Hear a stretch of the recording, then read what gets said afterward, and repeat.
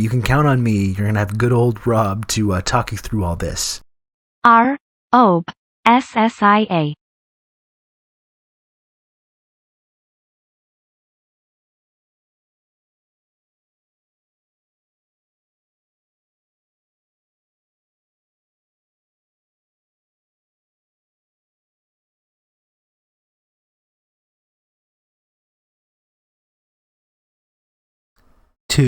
Two. Check. Check 2. Rob looks like he's mad at us. Perhaps because we act like children all the time. I don't know. It's like I leave here for one day. And then I'm slightly behind schedule getting started. And it's just chaos. Pure chaos. G Kleppy, thanks very much for gifting a sub right off the bat to Dmitry Ulyanov. Thank you, G Kleppy. And Netlocked, thank you for these 16 months of Tier 1. Thank you, Netlocked. Thank you so much. Rob's back. Hey, Marina. Oh, boy. I don't want to speculate about what's going on with Marina right now. Okay, that's their business. Okay, that's not my business. I'm not going to speculate. Everyone says, I've got to go back to work. I did want to point out I tried to push back in Comrade Doc Hollywood's stream as he dove into the situation. Had some unruly chatters who wanted to punish all of the Russian population. I already said the word. God damn it. Goodbye, everyone. I love you. Have a great stream, Rob. Thank you, Outrun. Thanks for stopping by. I already said the word. I'm going to ban myself.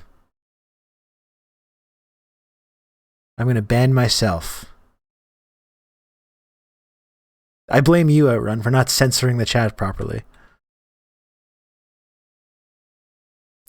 No, I'm running a fever. I'm sorry to hear that, Marina. I'm sending you healing. We're all sending Marina healing energy right now.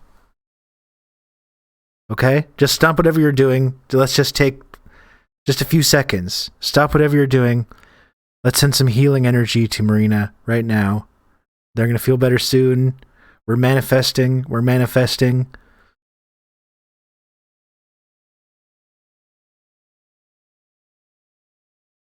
Okay. Spirit bomb.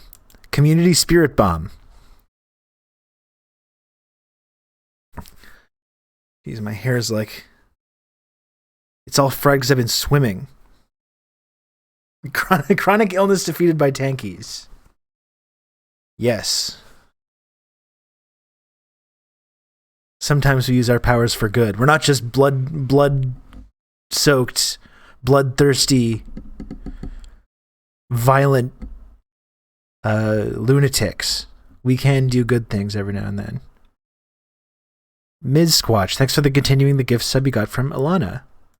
And I don't know how to make it so those add to the sub goal, but I don't want to play around with anyone. I don't want to mislead anyone, so I will change that manually. Good old Rob to talk you through all this. I will change it manually. Oh, fuck.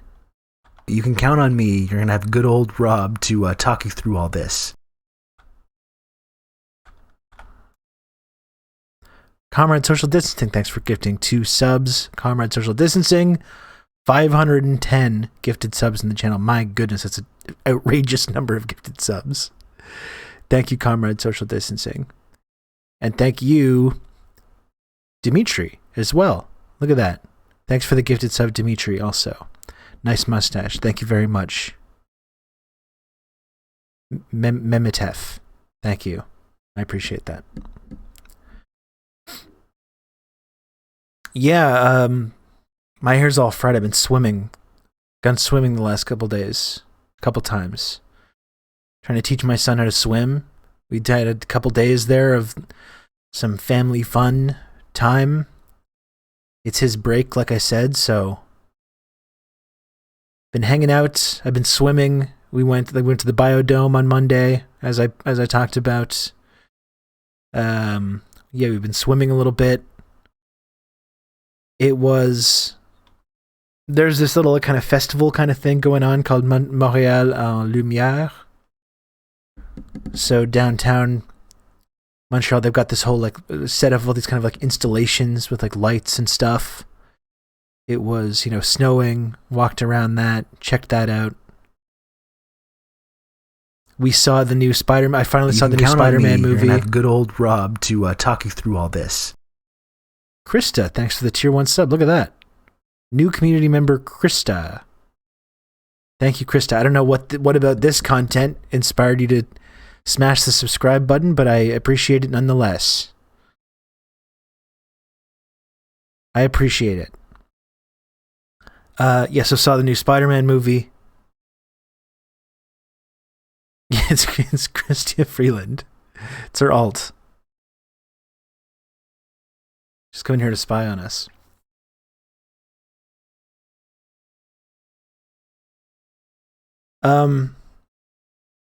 What do we think about that Spider-Man movie? I'm fine. I'm a little late. We don't need to get into spoiler territory. We don't need to get into spoiler territory. What did we think about it, though? I definitely didn't mind it. I thought it was too long. Yeah. And again, my kid is 6 years old. We haven't been able to go to the movie theater that much because of the pandemic. Right before the pandemic started was the first movie we had ever seen in the theater, which was Frozen 2. And so it's been 2 years. We've never been to a movie theater, and this is the first time we've been back. And yeah, for him, it was just too long. I think after about 90 minutes, he's like, when is this shit over? Like, I want to go do other stuff. He's getting all R.I.P. Kingo, of course. That was the big takeaway from that. He's getting all nervous. He started to talk and like annoy everyone. You've just become an elite member of the Friendship Triangle.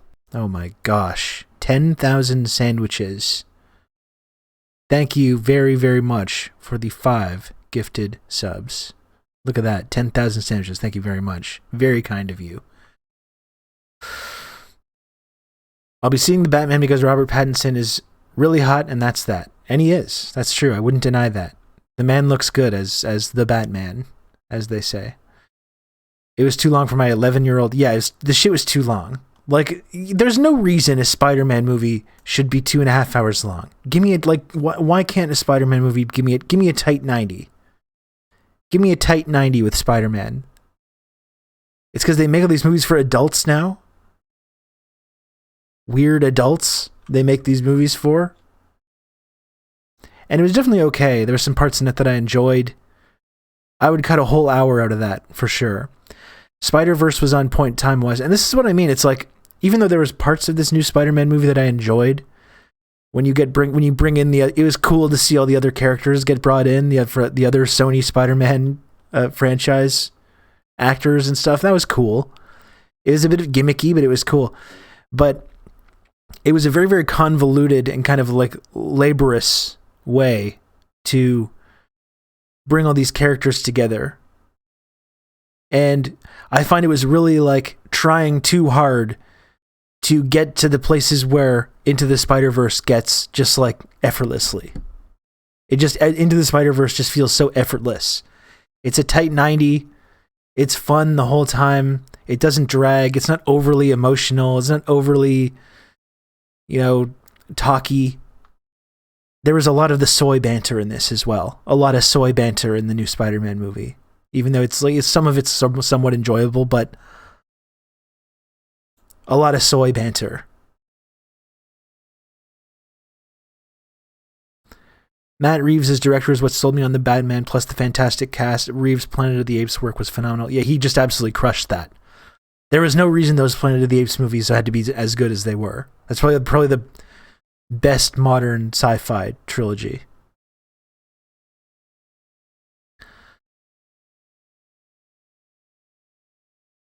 Our society's only remaining high art Marvel films, and it's actually being... I guess it was too late for the Spider-Man movie, but the Batman is going to be withheld from Russia, so that's going to show them. It's going to show them. So yeah, I enjoyed the movie. It was okay, definitely. I think it worked, again, not getting into spoiler territory. I think it functioned almost like as a reboot. a little bit of the character, which I kind of thought was cool.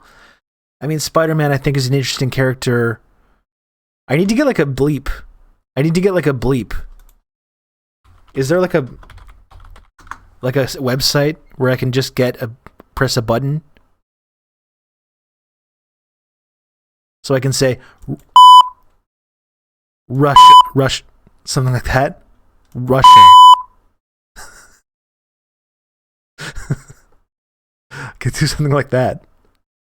If I ever, because we have to talk about these serious issues, so if I ever want to talk about Russia,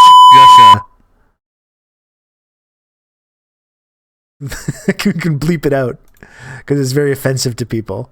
That is insanely loud. Okay, sorry. Well, that's the point. That's the point.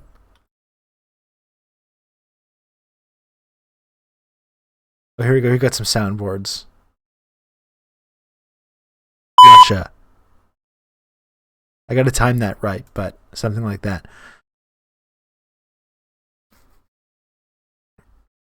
What was I even saying? On this episode, Rob clearly says Russia during a loud bleep. Yeah. 45 seconds left of this hype train, folks. I don't know. I don't want to alarm you. We got 45 seconds left. The beep is horrible. Okay. Yeah. Okay, yeah, so I did just final thoughts on the new Spider-Man movie.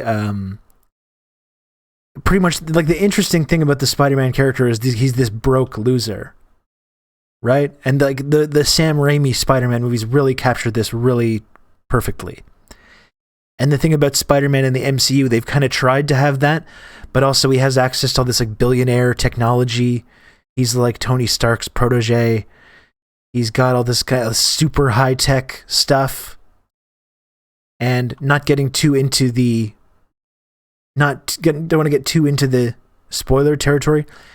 This is kind of like rebooted a little bit at the end of this film. And he kind of ends the film kind of in that he's got this shitty one-bedroom apartment, the shitty costume. I think it's kind of like, at the very least, even if it kind of bent over backwards to give these like fan service moments that didn't always feel like earned, even though it was kind of fun, it gets back to basics with the character at the end of the movie, which is kind of a cool idea and a cool way that can possibly move forward in the next films.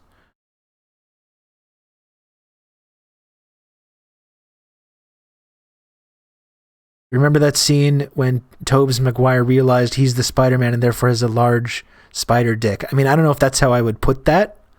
There's a whole extended scene getting into like the innuendo about this like web creation, which is like, again, talking about the soy banter. I think that was part of that. Only took Marvel 3 movies to get the character setting right. Well, that's actually not accurate because it was actually 5 movies since he first appeared in Captain America Civil War, if you recall. And then he was also in the Avengers Infinity War and Endgame films also. Needs more scenes of him getting his relatives snuffed out over and over again like Batman. Well, that's the thing. It's like, well, I don't want to get into the spoilers. People probably haven't seen it. It was one thing that they just like had skipped that whole thing for the character in the MCU. And didn't really get skipped in this film.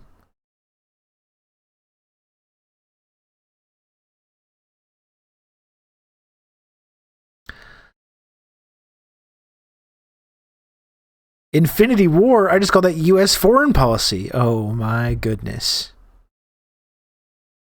Oh my goodness. James coming in here with talk about soy banter. James is coming in here with the quips. My gosh. Infinity War. I actually kind of enjoyed that one. To be honest, that's probably one of my preferred Marvel films. MCU films, which I just keep seeing. It's the same, it's like with that Donald Trump Diet Coke tweet. It's like, I'll keep watching that garbage. You know, I stopped really liking it in probably 2015. I remember in like 2013, 2014, I saw they did back-to-back. They did Guardians of the Galaxy and Winter Soldier, which I thought were both pretty awesome. I liked both of those movies a lot for completely different reasons. Ragnarok was also good. And then I remember the first moment I had was I saw Civil War in the theater, and I was kind of hyped to go see Civil War. I was still kind of in that mindset where I was into that. And that was the first moment where I was in the theater, and I remember they have that big battle. The big battle with the Avengers, the whole titular Civil War part. And it's just in this like bland airport, and it kind of looks like shit. And I remember being like watching it in the theater being like, we simply use the computer to mark up the size of the account. The Northman is my most anticipated upcoming film. Thank you, Dimitri. Have I seen the trailer for that? I don't know if I have. Ragnarok was very fun. Yeah. But that was the moment that I remember in that big battle in Civil War. That was like the moment where I was watching it in the theater. You know those moments when you're like, you want to be into something and you're watching it and you're just like, I don't like this. This looks bad. This is like a $300 million special effects budget. And just this looks like shit. This looks like TV.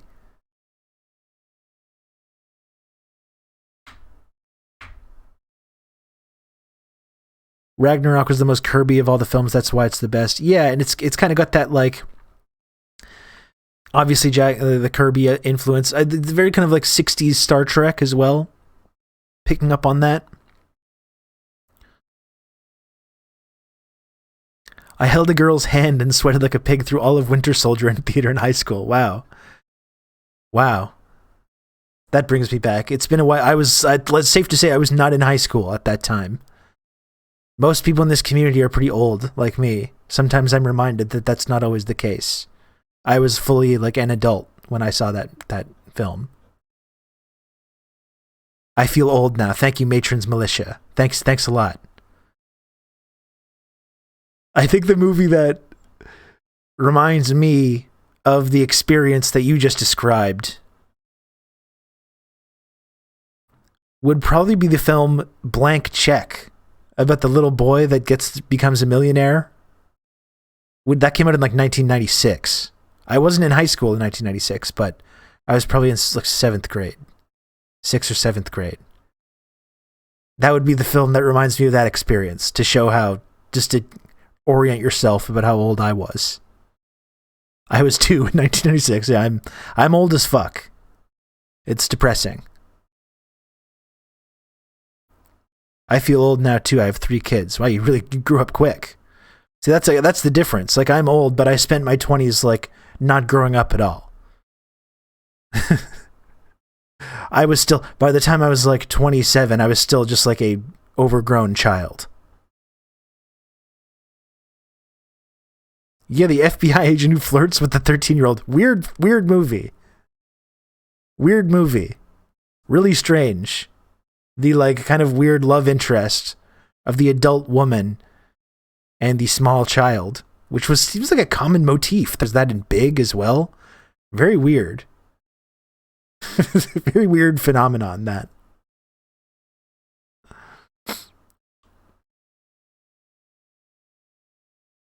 I listened to a podcast that just brought on someone born after 9/11. I haven't thought about it much because I would break down. It's best not to think too much about that kind of stuff. Did I see the North trailer?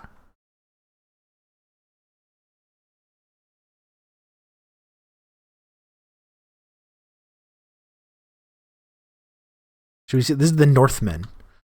Always forget to update the background each and every time. I forget.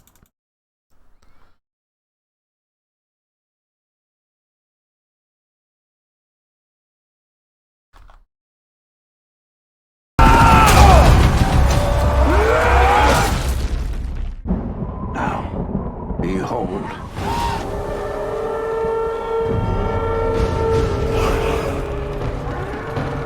He's here. He's here. Mother! Father is here! The king, my lady. The king. Your fate is set and you cannot escape it. I will tweet. Okay, I've got the tweet all lined up. How I've missed you, my son. One day this kingdom will be yours. You can count on me. You're gonna have good old Rob to talk you through. That's the this. Northman. I feel like I might be the oldest people here. Nick and Hislins, you think so? Thanks for the 8 months of tier 1.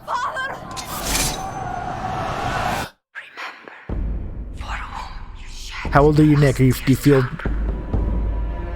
comfortable revealing that?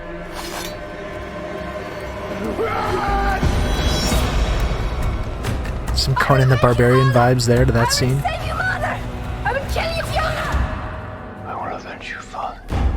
Very Conan the Barbarian, that little transition there as well.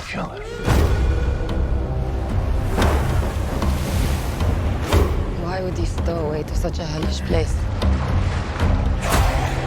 Ferolovich, 44. Nick is 41. Okay, so Nick, you're not quite there. We simply use the computer to mark up the size of the account. Or hate for your enemies. This is my job. Your strength Thanks, breaks men's Dimitri. bones.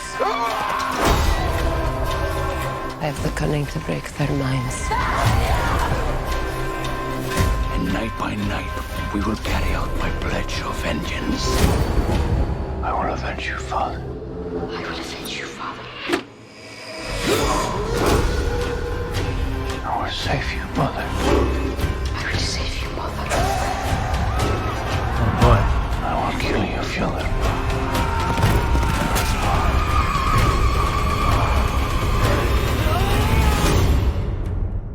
Okay.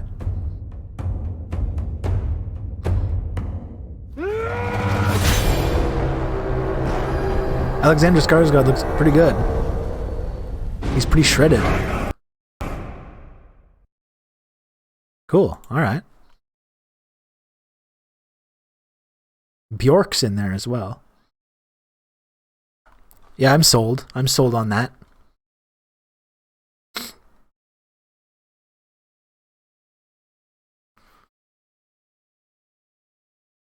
Also 34, feel 54. I will be turning 39.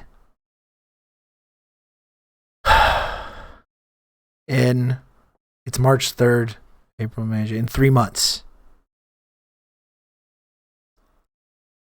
Not enough Techno Viking. I'll be turning 39 in three months, exactly 3 months from now. Still in the 30s, I guess. I can't for a while. Like when you're 37, you can still get away with saying mid 30s.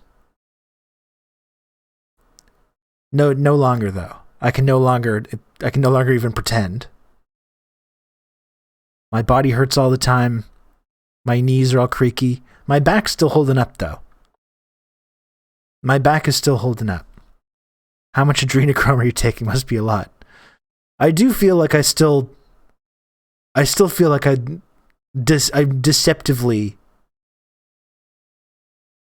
in terms of this region up here. In terms of this region down here, definitely 39.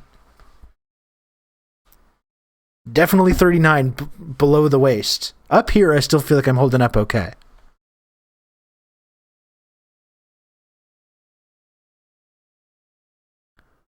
I'm still doing okay. I'm holding on to that. Okay? I'm holding on to that.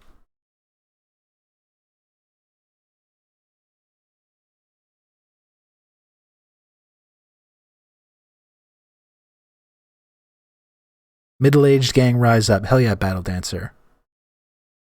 No, I am not in my 20s. I am quite literally almost 40 years old. I'm just starting to get used to, I'm getting used to just saying it, you know? Sometimes you try to avoid it. I'm just getting used to just saying it.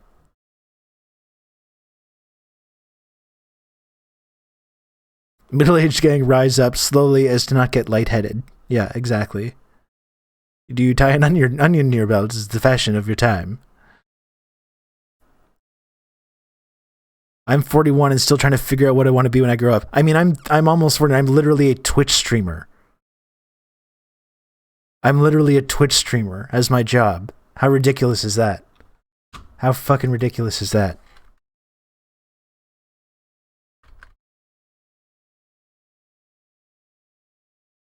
I pulled a muscle putting on socks this week, so that's nice. That's good.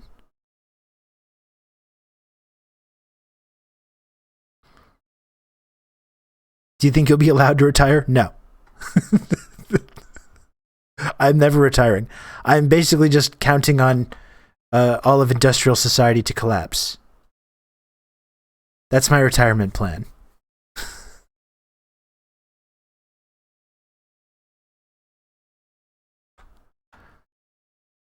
That's kind of all I got going for myself.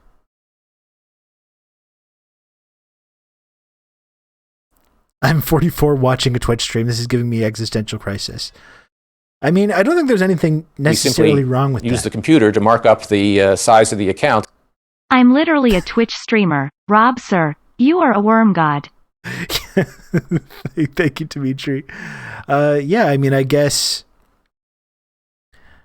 being like a sort of, not that this, everyone knows that this community isn't a cult. We all know that it's not a cult. Being kind of like a pseudo cult leader, though, I guess is something I can lean into more than being a Twitch streamer. Are you a Gemini? Yeah, that's right. I am a Gemini. Do you think you will see socialism in Canada in your lifetime? I don't feel too good about that prospect, no. I don't, unless it's enforced from without. Gemini gang, hell yeah. There we go. I'm constantly telling my therapist this isn't a cult. That's good. And if your therapist disagrees with you on that, you gotta find someone else, because that's not acceptable. Collapse of society is looking like a safe retirement plan these days. Yeah, it's like, well, that's all we got. That's all we got to hold on to.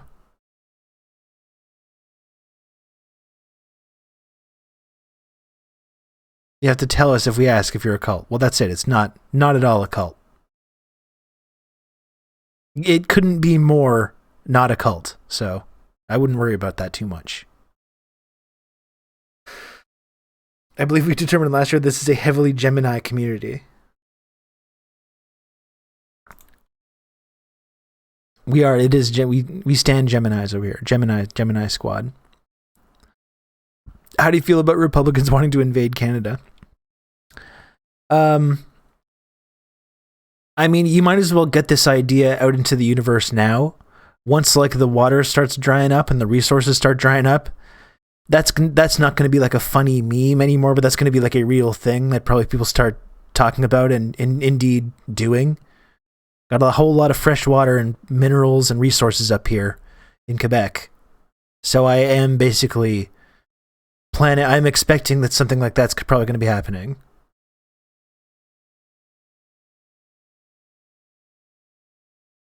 Only if they send the they-them army.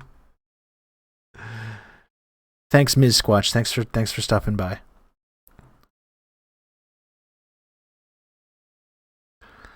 They won't have to invade us. Our water will simply be sold out from under us by our comprador class, as is tradition. I mean, that's more likely what's going to happen.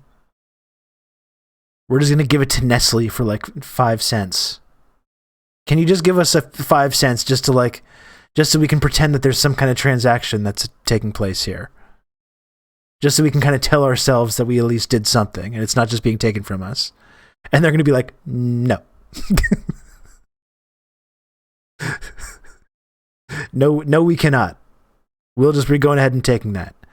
As a NATO state, we have no sovereignty anyway. Well, this is why in the next couple of years, I've been kind of joking around about the idea about Quebec separation again. I think we need to bring that back. We need to bring back that idea, not based on these like cultural lines or language lines, but just getting out of Canada, getting out of NATO, creating a new society that's based more in the principles of like socialism and indigenous rights and solidarity. They joined the old Belt and Road Initiative. How's Quebec gonna get funds when you're cut off from all that oil and mineral money from the West? Well, that's simple. We're gonna sign up for the old Belt and Road Initiative. We do need to balkanize North America. I mean, we actually do. We absolutely do need to do this. The Toronto Bandera gang will invade Quebec. Probably, yeah. But that doesn't mean we can't talk about it.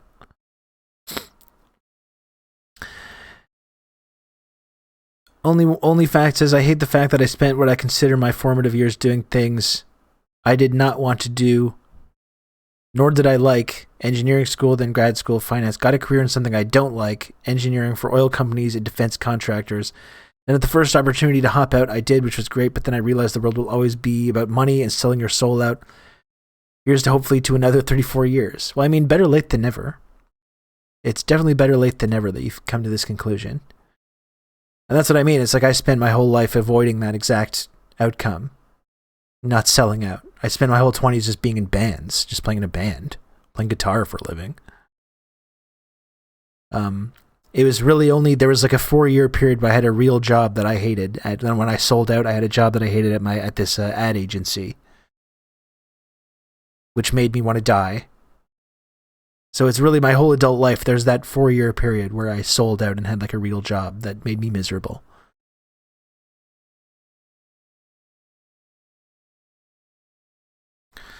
Oh wow, climate apocalypse. That's a hopeful thought. To me, it seems like many people are trying to go for a nuclear holocaust speedrun. Well, it speaks to how fucking grim the discourse has gotten.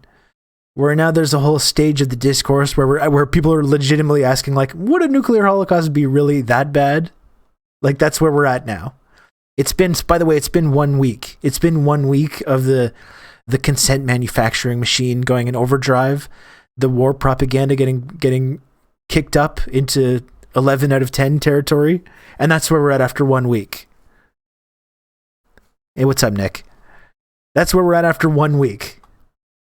We're saying, like, let's ban every single thing that has the word Russia in it. Russian dressing, Moscow mules, none of that stuff. We can't have any. We're in freedom fry territory already with this. Let's ban like Russian cats from taking part in the official cat judging shows. Let's just take everything. Let's remove all cultural references to Russia that this place exists at all. It's been 1 week again. It's been 1 week of this, and that's where we're at. So there's that, and then there's also like, let's not, everyone's kind of fear mongering about the possible nuclear annihilation of humanity. And would it really? I mean, people are being really, like, I think a little outrageous about this. People are getting really they're fear mongering about just this minor possibility of total mutually assured destruction and nuclear annihilation. It really wouldn't be. Nuclear winter is actually just a sort of propaganda term. There's no actual evidence that nuclear winter would ever really be a real thing. And it's like, it's been 1 week. It's been 1 week of talking about this, and this is where we're at. It's not a good sign, I think. I don't think it's a good sign.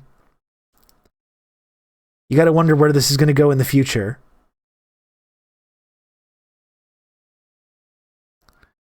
It's now known as Thousand Island Roulette.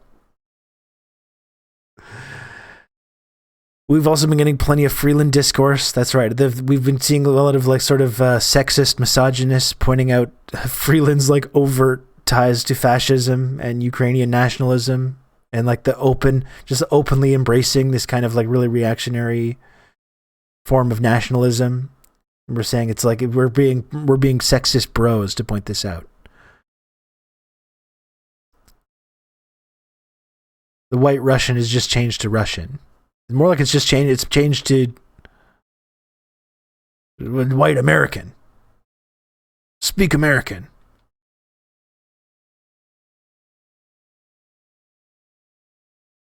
Okay, we were just joking, but I guess that's an actual thing.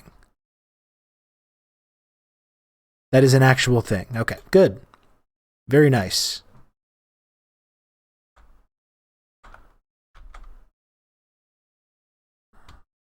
Let me just... Hold on 1 sec here. Wrong window.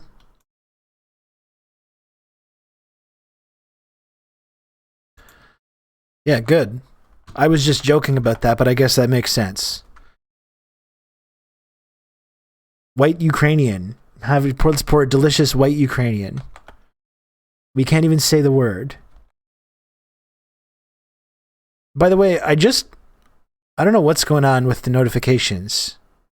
Yes, sorry. Thanks for reminding me, John McCain's Ghost. I just saw Dimitri resubbed for tier 3, which I really appreciate. I don't know. No notification went off. And also, I could have sworn that Dimitri just subscribed the other day for that. Is that like a late? I don't even know if the sub goal went up. I don't know what's fucking going on with that. But thank you very much. Thank you for all the support, Dimitri. And someone gifted him a sub. I don't know what's going on. Radial ecologist Curtis LeMay says intense localized radiation is great for plant growth. Oh, good. Nothing to worry about then. God, it's gotten so, it's been, again, I want to keep saying this. I want to keep reiterating this. It has been 1 week. It's been 1 week since you invaded me. And this is where we're at. It's really remarkable. It's been... you like that, huh? It's really, really remarkable. It's been such a ride just over the last week. Again, we talked about all the psychic damage everyone was taking.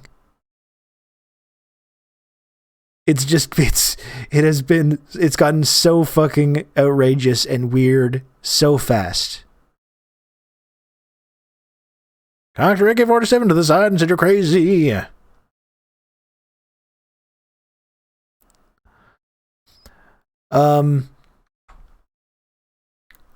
Fucking bizarre. I mean, I was talking a lot on the last stream on Tuesday just about how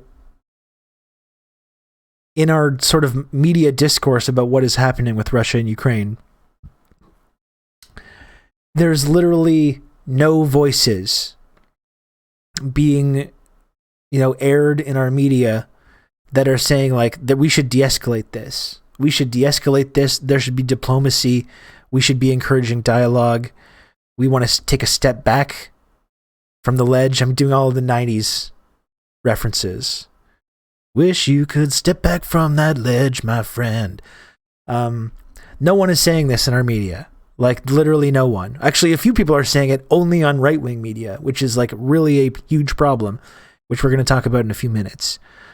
But, like, no one is saying it's all just, like, escalate. We need to send Ukraine more arms, more weapons, more bombs. We need to, like, encourage average Ukrainian citizens to, like, throw themselves in front of fucking tanks. And this is what's passing for, like, normal. This is how, like, people that claim they want to protect and support Ukrainians, that's apparently how we do that.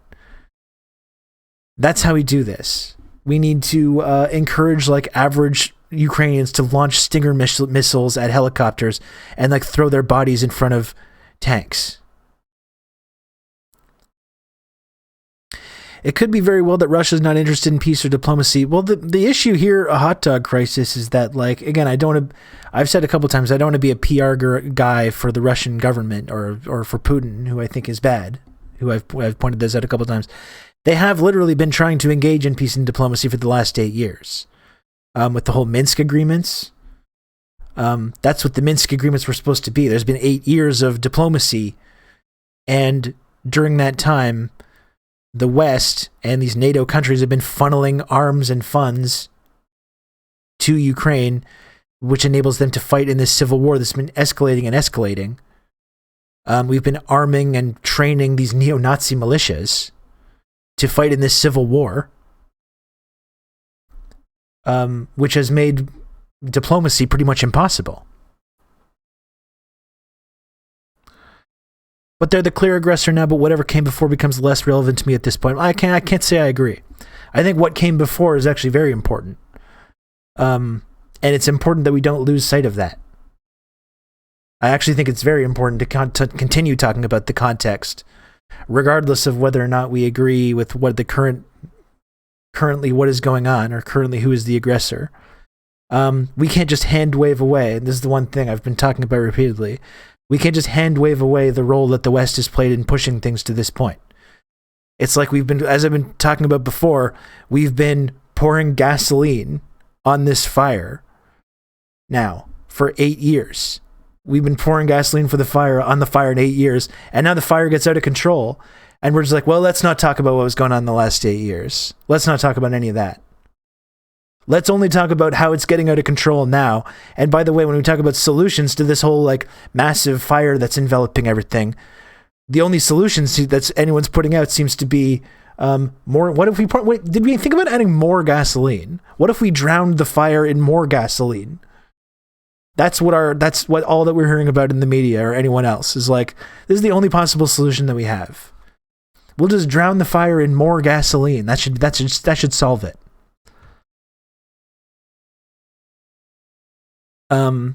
This I think is not good. I think if you actually care about stopping this invasion, stopping this conflict, and like protecting ordinary people who are just trying to go about their lives, who have nothing to do with any of this context, anything to do with Azov Battalion or NATO expansion or the Minsk agreements or the Maidan, the people that are really hurting right now or have nothing to do with that. And if you actually care about that, we should be talking about ways to de-escalate this whole thing and encourage dialogue and encourage a diplomatic solution. All we're hearing about in the media, though, is more funds, more arms, more training, more weapons. Let's keep stoking this. Let's keep pushing this. Because, as we pointed out the other day, we saw Hillary Clinton talk about this. What the West seems to want, it seems clear to me, what the West wants in this case is not for things to de-escalate. Is not for a peaceful solution to be reached. What the West wants is to turn Ukraine into this sectarian quagmire that just escalates and escalates and they want to turn it into Afghanistan. They'd prefer to turn it into like a blood-drenched quagmire that the Russian government is trapped in because that de-escalates them, their enemy. They would much prefer that outcome than the idea of like, let's de-escalate this, let's find a diplomatic solution, which is still a possibility at this point.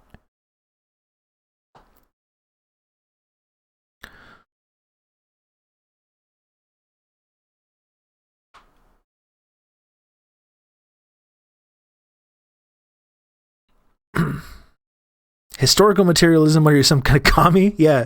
Well, one of these tankies we're hearing about. We're hearing about these tankies that are now a big problem. They're making the Western left look bad. We're getting all kinds of stories about the tankies and how they're really like these pro-Putin, pro-Russian apologists. Tankies are out here. People are saying like how you have to denounce the tankies because it's just making the Western left look bad. It's just making it harder for the Western left because the Western left is actually doing very well other than that, though. Outside from all this, the Western left is just fucking killing it right now. Just completely thriving. So we have to make sure that we denounce the tankies so that we don't make the Western left look bad. Otherwise, the Western left is just on the verge of installing socialism in the West. They're right on the verge of accomplishing this. They're just about to do it, and now this whole problem's happening, and it's like, oh gosh. These goddamn tankies.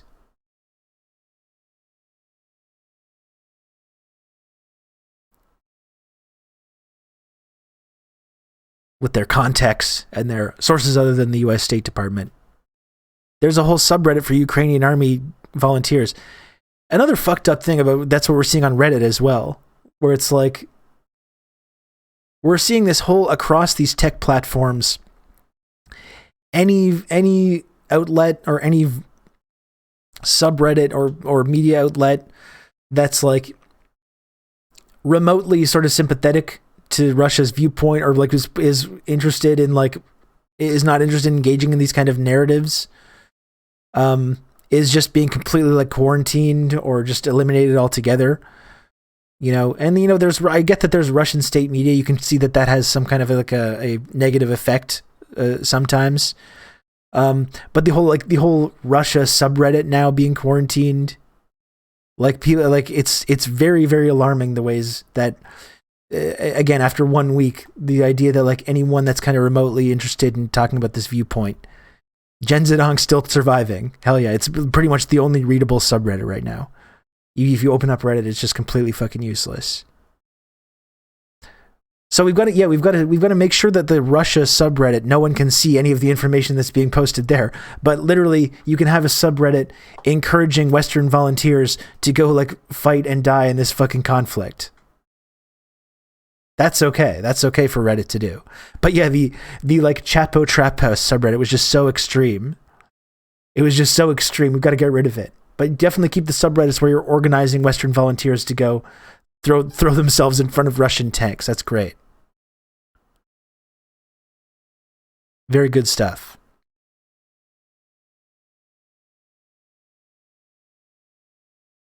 I don't want to lose GZD either. Alongside Nazis at that. Which, people want to try to ignore this context. Probably it's still important context, though. Still important context. The fact that there are indeed a lot of these weapons and arms that we're talking about sending to Ukraine right now are going into the hands of these Nazi militias. Which I'm actually against. I don't think that's a good, for me, again, this is my crazy, extreme, tanky position. I know it's very alienating and it's very alarming for people, this extreme, tanky position. I actually think sending further funds and training and arms to these neo-Nazi militias is actually a bad thing. This is actually going to make the crisis worse and not better. I know that's really outrageous and it's really scary for people to be exposed to this kind of extreme viewpoint. But that's my personal view, is that continuing to arm and fund these Nazi militias is actually not good at this point. I think that's something we should try to avoid. Wait, there are Nazis on the Ukrainian side? Are you being serious? Cannot tell if serious. You mean arming out of control Nazi militias is bad? I mean, this is what I've been saying for months now. I've been talking about this for a while, as this has been getting ratcheted up. I don't keep up with this shit. Okay, well, the short answer is that yes, there are. There are Nazis in every country, unfortunately, and Hot Dog Racist, you're absolutely right. There are Nazis in every country. There's Nazis in Russia. There's Nazis in the United States. There's Nazis in Canada. That's true. Here's the big difference, though, and it feels weird that I keep having to point this out. Yes, there are Nazis in every country, but there's only one country where the NATO countries such as Canada and the United States have been arming and funding and training these Nazis. Okay? Usually, even though there's Nazis in the Canadian military, there's Nazis in the U.S. military, when these people get discovered, there's usually some kind of consequences for it. They generally try to frown on that kind of stuff, even if it still happens, absolutely. We have been actually arming and funding and training these neo-Nazi militias in Ukraine, though, over the last 8 years, which again is part of the gasoline that we've been pouring on this crisis that has led things to this point. We can't just shy away from that. And also, that's another point as well, is that these neo-Nazi militias in Ukraine have been actually folded into the official military establishment. You saw that tweets coming from the official Ukrainian National Guard Twitter account, blue tick Twitter account, sharing Azov Battalion, who are Nazis. It's a neo-Nazi militia, Azov Battalion, showing them dipping their cartridges in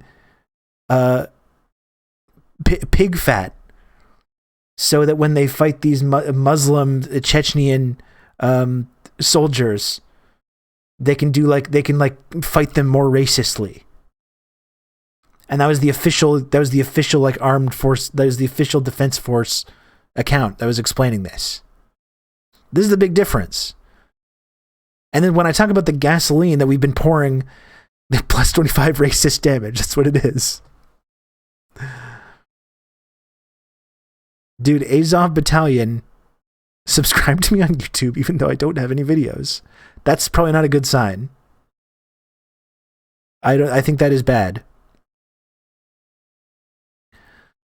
American soldiers did that in Iraq, and they weren't explicitly Nazis. Well, yeah, when it happens in America, they're just implicitly. They're not like outwardly that way. Inside, although in Iraq, there were actual incidents of like actual Nazis that were part of those battalions as well. So when I talk about the gasoline that we've been pouring on this crisis, that's part of it. That's what, like, I know this is inconvenient for people to point out. People think that maybe it's irrelevant to point out this context. I don't think it is. There's been a diplomatic solution for the last 8 years that could have been followed at any moment. There's these far-right militias in Ukraine that have been encouraging more and more violence, and the West has been arming and funding and training these people with this exact outcome in mind. Like, this is exactly what they wanted. And maybe it was a big blunder on Putin's part to actually just finally give them the thing that they wanted. And I agree that it was. He's proved all these people kind of right in a way, even though they're all ignoring their own role and escalating things to here. But like, we can't pretend that this didn't happen. We can't pretend that this just didn't happen. Arming and training right-wing militias into the military establishment is kind of our thing.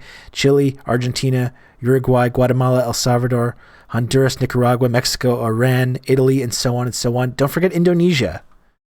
It's a big one.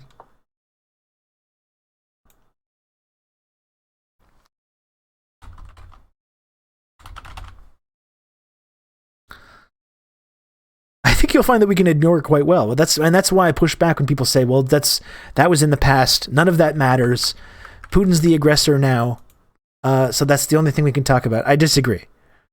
I disagree with this.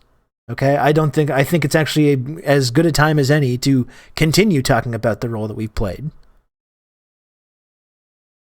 Have you read the Jakarta Method? Yeah, I do have it. It's right back there. I have read the Jakarta Method, and I recommend everyone else reads that as well. Too many to mention, but Indonesia for sure.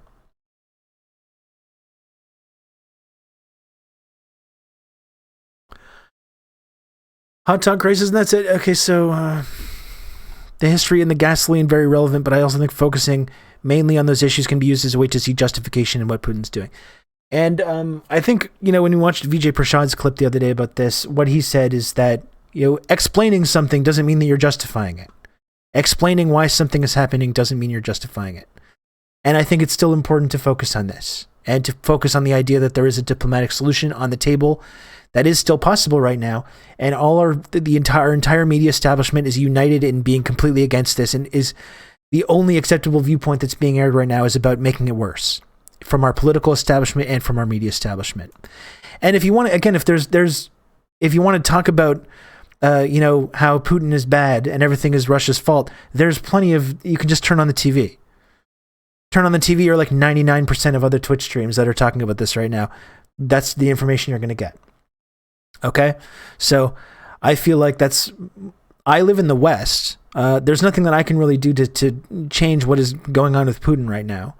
Although I do support the largest opposition party in Russia. And I think if you're against Putin, that's what you should do. Is not to support some and also a far-right racist like Navalny, who has no popular support. You should support the biggest opposition party in Russia, which is the Russian Communist Party. So that's one thing we can do. But since we're in the West as well, I think we need to talk about NATO, and we need to talk about the Canadian government and the United States government and the role that we've played in this. The role that we've played in creating this situation, and in prolonging it.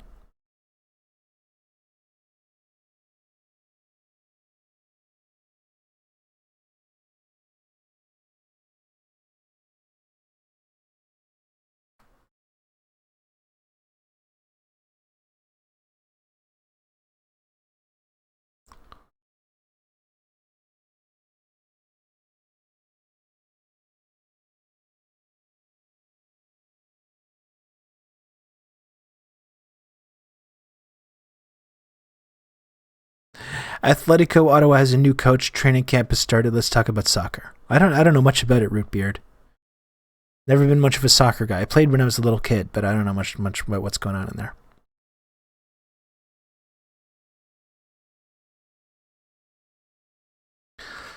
And now the Western media complex is doing their darndest to violate NATO rules and escalate the conflict, and in the process confirm everything Putin has been propagandizing. And this is what I mean. So when you talk about this stuff about like denazification, which Putin is given as this kind of spurious excuse to escalate things in the way that he has, or when you talk about NATO expansion, I think you're actually kind of playing into his hand when you just deny that these things have existed, or as what our Western governments are doing, continue to fund these groups or continue to funnel funds and arms into the country. That's only like confirming everything that he's been saying. And you can agree, as I do, that these reasonings that are being given, we don't need to take the Russian government or Putin at 100% at face value when he talks about these things, or just uncritically accept that these are the only reasons, these altruistic reasons, that it's some kind of humanitarian intervention. We don't need to do that. But our governments are doing everything that they can right now to literally like take all those things that he's saying and continue like providing more truth to it.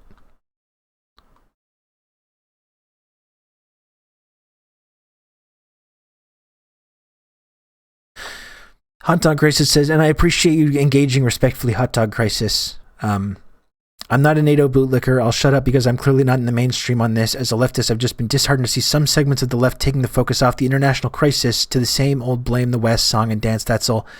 Hot Dog Crisis, the reality is the West needs to share a lot of this blame. Okay? And again, I'm not just like coming to this conclusion myself. Listen to what socialist movements and socialist governments in the global south are saying. Look at what the Communist Party of Russia is saying. I think is a good example. Like what the DSA statement, the DSA Internationalist Committee, their statement. I mean, no one is saying that like they think this invasion isn't a serious escalation that didn't need to happen, and that Putin deserves blame for that, and that Putin again is a right-wing oligarch. We can acknowledge this. We can acknowledge all this stuff, but look at what they can say. You can say that, but you can also say that like none of this would be happening without NATO expansion, without the Maidan coup, which the West encouraged and which the West capitalized on to put in a pro-Western, pro-EU, pro-NATO government in Ukraine. And we've been pouring gasoline on this conflict. That's what kicked off the civil war in Ukraine with these eastern parts of the country who are ethnically Russian that want to separate because they're being persecuted by the pro-EU government that we helped put in place.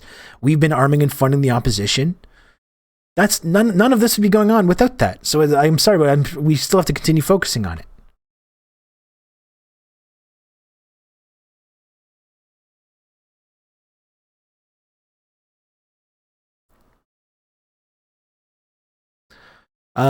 And again, like we can look at that. It's, that map. We talk about that map often, when you see these international events going on and you say, and it seems like there's this split.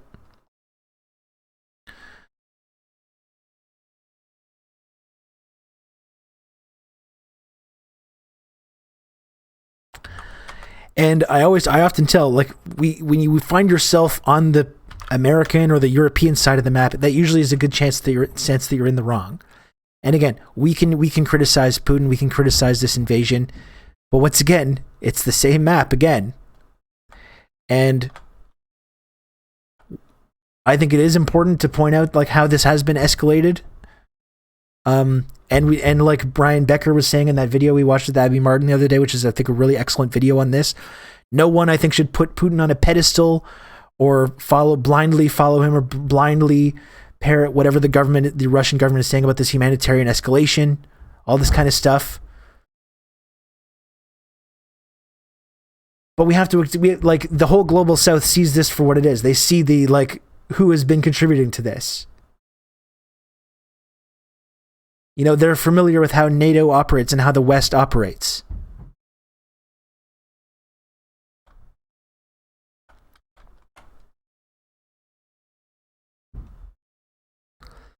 Yeah, we can take a look at this as well. Thank you, Gator Galen. This is a really good thread as well. Like people have been saying, not like tanky leftists. People have been saying for years now that this is exactly what was going to happen, including fucking tankies such as Henry Kissinger. Tanky anti-imperialists like Henry Kissinger have been predicting this exact same thing was going to happen.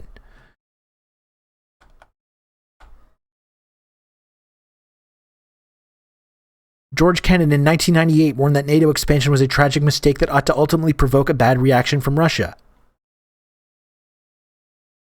In 1998, I think it's the beginning of a new Cold War. I think the Russians will gradually react quite adversely, and it will affect their policies. I think it's a tragic mistake. There is no reason for this whatsoever. No one was threatening anybody else. This expansion would make the founding fathers of this country turn over in their graves.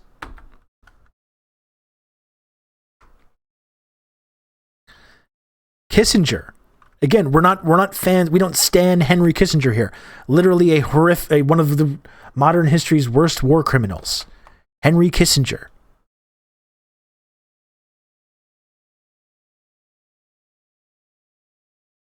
Who wrote this piece in 2014 about Ukraine in the Washington Post, incredibly prescient, as is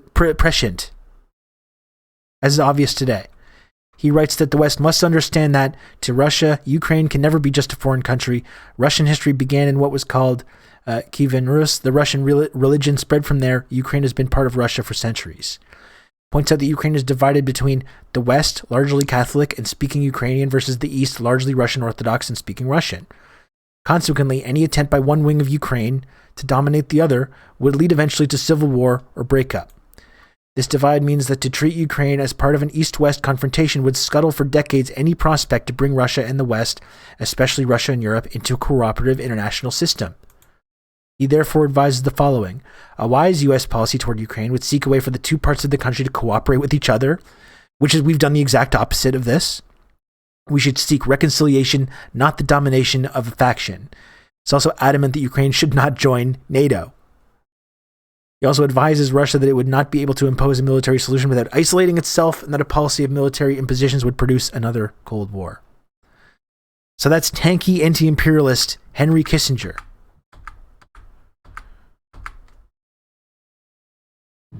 And here's Mearsheimer. Of course, we watched this clip. Worth watching again. Everyone's like, there's a reason everyone saw this coming. None of this had to happen. But I actually think that what's going on here is that the West is leading Ukraine down the primrose path. And the end result is that Ukraine is going to get wrecked. And I believe that the policy that I'm advocating, which is neutralizing Ukraine and then building it up economically and getting it out of the competition between Russia on one side and NATO on the other side, is the best thing that could happen to the Ukrainians.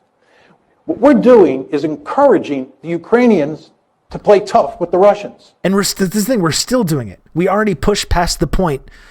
We already pushed past that red line that now led to this huge escalation to where now cities are being bombed and people are dying.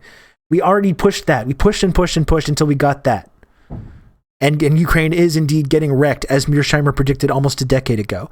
And we're still pushing. We're still encouraging them to get tough with Russia, even when they have no fucking chance at winning any kind of military confrontation. We're literally, these are the sane voices in Western media and our politics are just encouraging Ukrainians to continue fighting this like hopeless war where they're just going to get fucking demolished. And I'm sorry, but if you actually care about what happens there, as I do, if you care about people's lives not being ended for completely pointless reasons, you should be encouraging them not to escalate this even further, which is what we're still doing. We're encouraging the Ukrainians to think that they will ultimately become part of the West, because we will ultimately defeat Putin and we will ultimately get our way. Time is on our side. And of course, the Ukrainians are playing along with this. And the Ukrainians are almost completely unwilling to compromise with the Russians and instead want to pursue a hardline policy. Well, as I said to you before, if they do that, the end result is that their country is going to be wrecked. And what we're doing is, in effect, encouraging that outcome. I think it would make much more sense. They're hoping for an insurgency. To work to create a neutral Ukraine. It would be in our interest to bury this crisis as quickly as possible. It certainly would be in Russia's interest to do so. And most importantly, it would be in Ukraine's interest to put an end to the crisis. We simply use the computer to mark up the size of the account. I love that previously. So where can I read that? Lost it.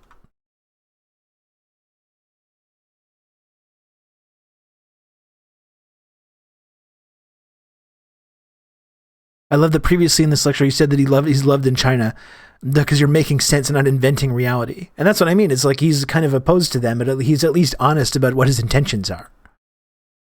And as he says, he's like, they're, what does he call them? They're 19th century people rather than this 21st century idea, which is just not a reflection of the real world at all. So this is what I mean, though. It's like we can't just say like, well, Putin escalated this, so now we just have to say Putin bad, and that's the only thing we can ever focus on. It's like none of this shit needed to happen. And the idea that there's not a diplomatic solution on the table, there is, but no one wants to hear this. No one wants to hear this. And in fact, the only people right now that are advocating for this, that are, I think, correctly analyzing where this is going, this is only happening on right-wing media, which is another huge problem.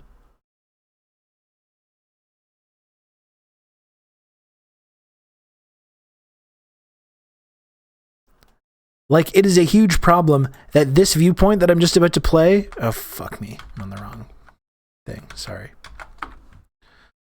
This viewpoint that I'm just about to play is not being aired at all on Western media, like on MSNBC or CNN or any of this shit.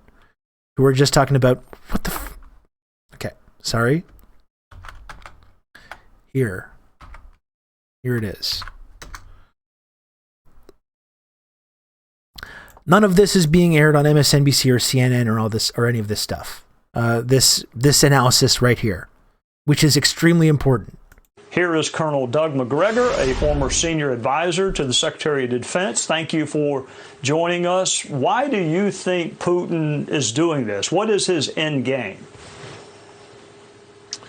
Well, Vladimir Putin is carrying through on something that he's been warning us about, at least for the last 15 years, which is that he will not tolerate U.S. forces or their missiles on his borders, much as we would not tolerate Russian troops and missiles in Cuba. And we ignored him, and he finally acted. He was not going to allow Ukraine under any circumstances to join NATO. And what's happened now is that the battle in eastern Ukraine is really almost over. All the Ukrainian troops there have been largely surrounded and cut off. You have a concentration down in the southeast of 30 to 40. Well, that's the thing. Hot dog crisis, like you're talking about. Mearsheimer said the other day that Ukraine cannot be a democracy even if it wants to because of their neighboring position to Russia and the power politics. I get it, but that just doesn't seem acceptable to me. And that is one thing we also need to keep pointing out, though, which is that it's not this completely fake idea that Ukraine is some like bastion of liberal democracy that's being invaded right now is just not accurate. It's not accurate in any way. It is also extremely corrupt. Zelensky has imprisoned journalists. He's banned, the Communist Party has been banned and running.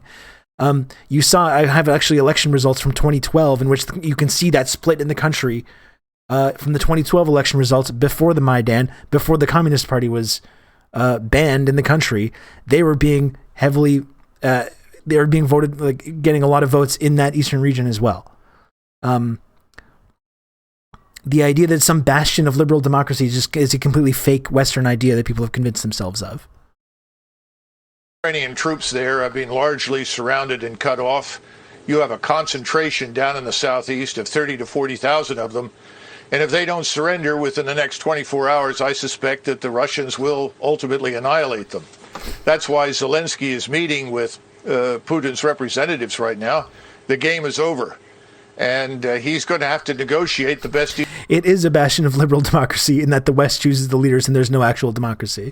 I mean, yeah, in that sense, yes, it is. He can get, and we've already told him, the President of the United States has, that if he opts like for neutrality for Ukraine, we'll back him.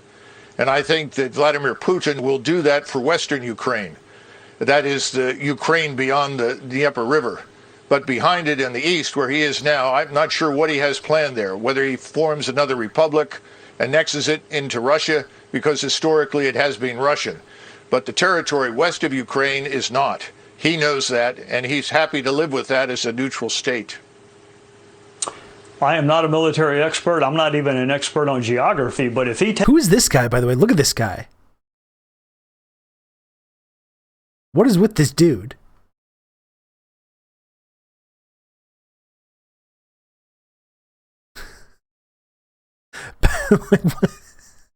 I've never seen this guy before. He looks like a fucking partially melted wax statue. And this is funny. He tries to get him and totally fails. Takes Ukraine and Ukraine abuts Poland, then he's going to have a NATO country abutting him. So if that's what he doesn't want, then isn't he going to just have to keep going until he runs out of NATO countries? The guy. I guess I should say it again. He looks like fucking Max Headroom, this guy. The sigh is very funny, though. And again, I want to point this out as well. It's really bad that this is only airing on right-wing media. And like, I don't... Like, part of it is, I guess, it's just like good politics to criticize Biden's policy. That's part of why this is happening. Part of it is maybe there's some conservatives that view Putin as some kind of an ally because he's like a social conservative and Putin is right-wing himself. So they maybe see some kind of like an ally that in him that way. But like, it's really bad, though, that this viewpoint is only being articulated on right-wing media. Because then if anyone like actually starts to go along with this analysis or say like, oh, this actually makes sense, they're just getting funneled now further into this like very extremely reactionary American media pipeline. You know, it's really not good that this is the only place this analysis is being displayed or talked about. Abutting him. So if that's what he doesn't want, then isn't he going to just have to keep going until he runs out of NATO countries? I guess I should say it again. He has no interest in the Dnieper and heading west to the Polish border. I think you're going to find from these negotiations he's quite willing to neutralize that territory on the Austrian or the Finnish model. Right now, Russia already touches Estonia and part of Latvia. White Russia, of course, touches Lithuania. He's not interested in going to war with us, and he has an army that's too small for that purpose. And he knows it. His economy is smaller than that of South Korea's. So this is not something that he's looking for. We are imputing to him things that he does not want to do in our usual effort to demonize him and his country. We need to remember that Ukraine is fourth from the bottom of 158 countries in the world as corrupt. Russia is perhaps 3 or 4 places above them. This is not the liberal democracy, the shining example that everyone says it is. Far from it. Mr. Zelensky has jailed journalists and his political opposition. I think we need to stay out of it. The American people think we should stay out of it. The Europeans think we should stay out of it. And we should stop shipping weapons and encouraging Ukrainians to die in what is a hopeless endeavor.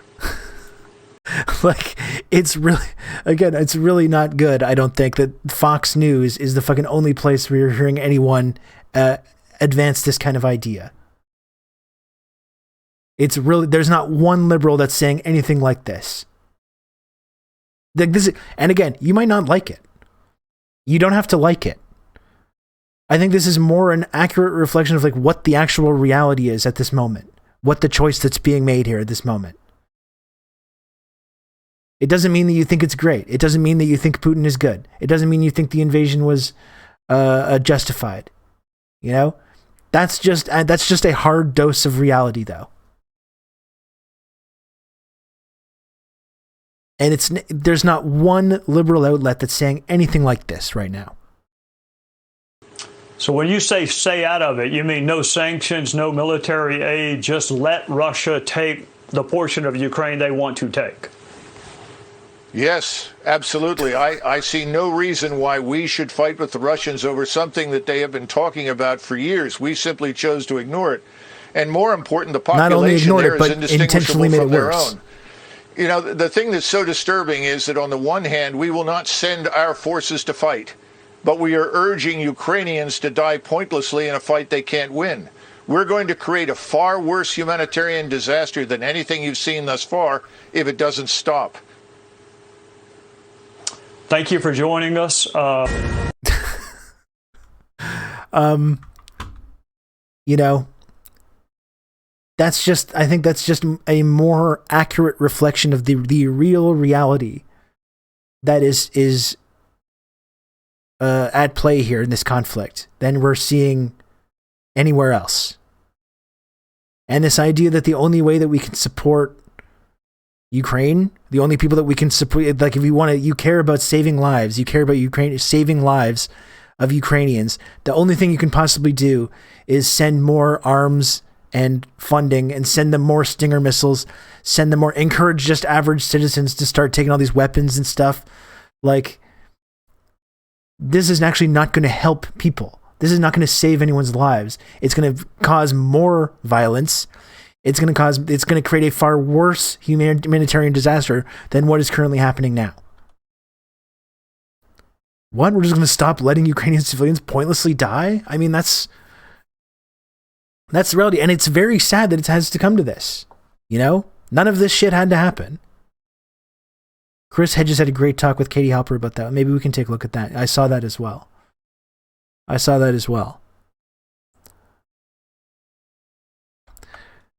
there's another Fox clip of someone else. And again, part of it is just owning Biden. That's part of it. That's part of what is happening here. Still really bad that this is only happening on Fox News, though. Like, you'd think when it came to the CNNs or MSNBCs or these things, like, just in the interest of having some kind of balance, you would have someone articulating these kind of viewpoints. But it's just not happening. Scott, I don't know who this guy is. He seems like a weirdo. For you hearing Condoleezza Rice describe Vladimir Putin in this way, and Emmanuel Macron has echoed her sentiment, as have other world leaders. Is this a talking point, or has he really gone nuts? It's a thin excuse. Condoleezza Rice is the one who tore up the anti-ballistic missile treaty. And yeah, Condoleezza Rice is definitely someone who should be listening to on this also. Use missile launchers in Poland that can launch Tomahawk missiles tipped with H-bombs. And she's the one who brought the Baltic states right on Russia's border. This guy looks like shit, too. I don't know who this dude is. Bring Ukraine and Georgia into NATO. This is all her fault. While she was working for George W. Bush, what's she going to do? Take responsibility? Of course she says it's because of his mental illness. Oh, something, you know what it was? He woke up on the wrong side of the bed this morning. And, you know, as far as, you know, I don't know who claimed this. The Washington Post said that Putin was promised that he'd win the war in a day. Putin said back in 2014 to an Italian diplomat, you know I could be in Kiev in 2 weeks. That was his threat. Now he's a fool who believed he'd win a war in a day. It took America 2 weeks, 3 weeks to sack Baghdad. This is some guy, Rob Russo, some leftist based in Canada. I was turned on to this sick individual, and I found this. Feminist Critique, thanks very much for the raid. Thank you very much for the raid. Feminist Critique, bring it on in here. I hope you had a great stream today. Thanks for joining us. We're just talking about how, like, in this whole Ukraine-Russia crisis, in this escalation that's happened, you have all of liberal media kind of very united in talking about, you know, Putin bad, escalate, escalate, escalate, escalate. The only way to save Ukraine is to give them more weapons and continue pouring gasoline on this thing and turning it into a much larger human rights disaster. And the only people that are pushing back on this are these weird right-wing sickos. And that's how backwards the whole media establishment is like the only people that we're hearing from that are like, no, actually, like, we've helped cause this, and continuing to send them more weapons is actually a bad thing. And here's this weird right-wing guy. I don't know who he is. Again, he looks like this weird tie situation. Really looks like shit, this guy. I don't want to endorse I don't have no idea who he is. I don't want to endorse anything else that he said. But pointing out again the role that Condoleezza Rice has played in creating this situation. We lost that war to the insurgency later on. But for Russia to be able to defeat Ukraine's state army is not in doubt. They have a 400,000-man army. The reality is that NATO expansion is the root of all evil here. Pat Buchanan and Ron Paul were right. We should have abolished These NATO libertarian freaks are more right than our liberal friends. But this is the hard dose of reality that people don't want to accept right now, right? They still think that if we just send them enough weapons, they're going to be able to win this thing. I just don't believe that that's true. I don't believe that that's true.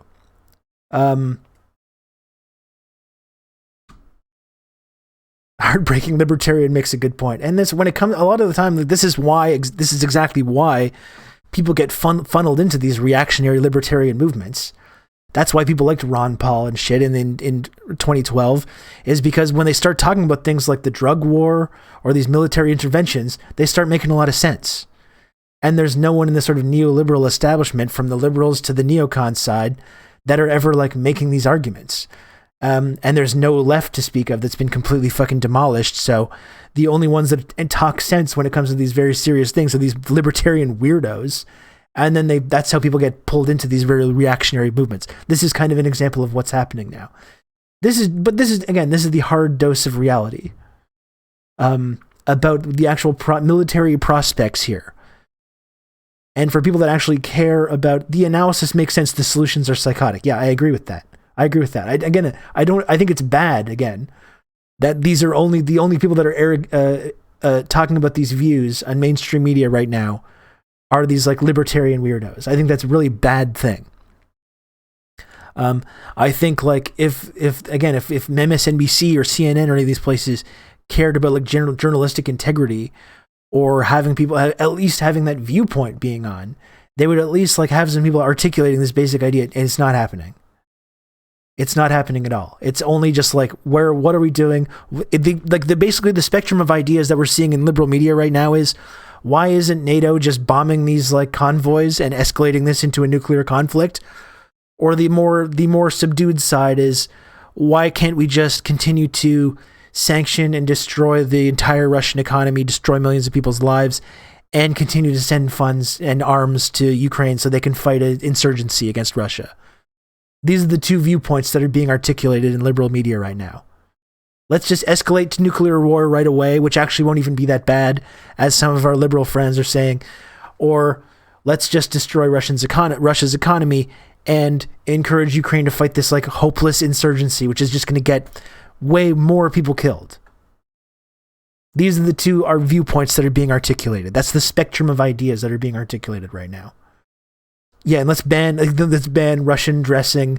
Let's ban Russian cats from cat beauty competitions. And that's all. These are only solutions. These are the only solutions that we're hearing from.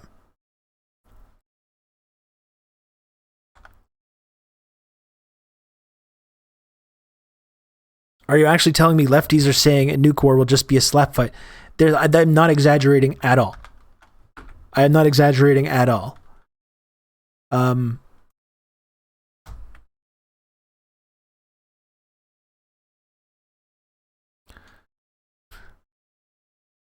This is what we're seeing from our liberal establishment.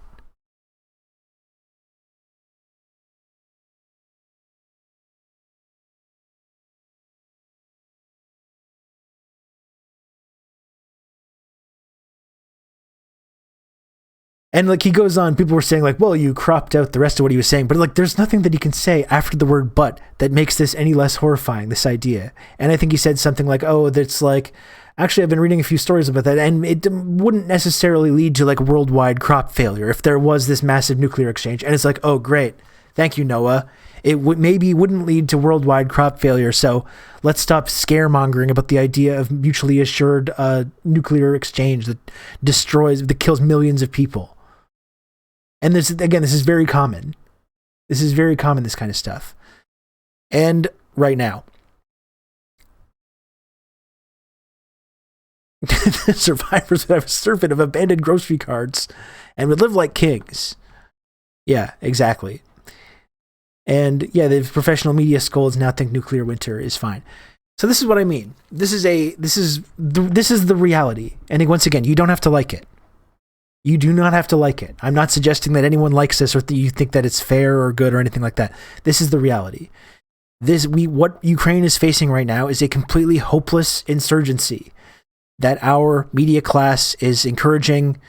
That's all we're talking about, sending more arms to these people so they can wage this like fucking suicide campaign against the Russian military. Or you can have dialogue.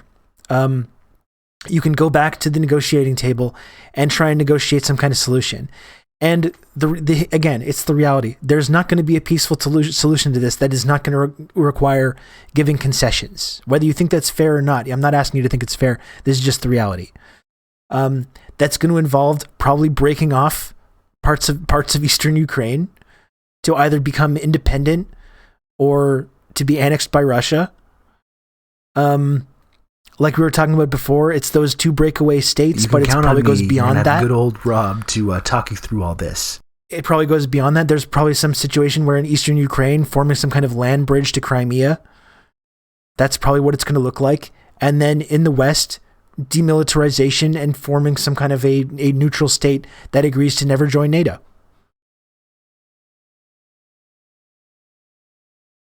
That would stop this.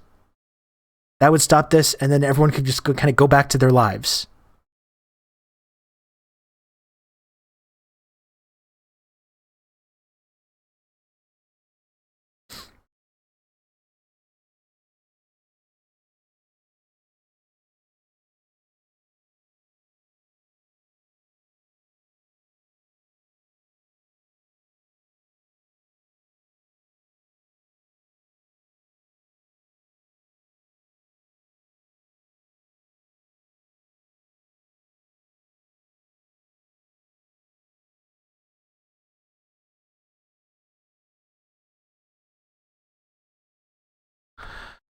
Mearsheimer is just again Noah Smith, who's just talking. Oh fuck, I'm on the wrong. Gotta stop doing this.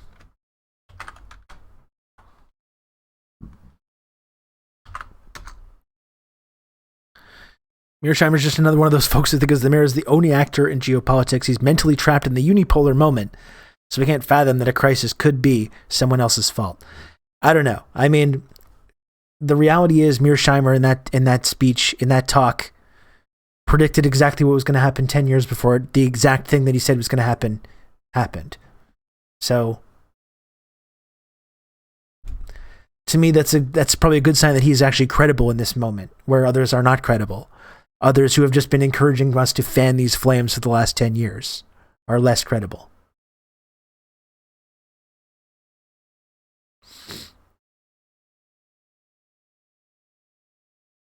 Yeah, he's a ghoul, but he's not wrong. That's right. That's exactly why I kind of enjoy hearing his commentary.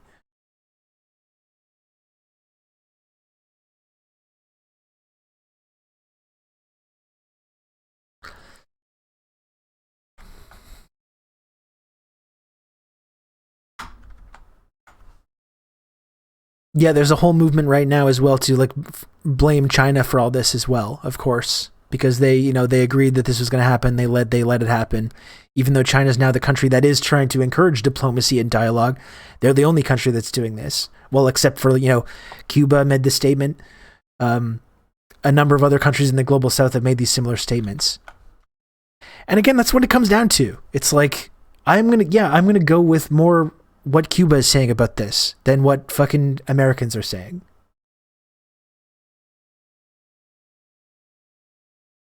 Like the Cuban statement on this was I think pretty good.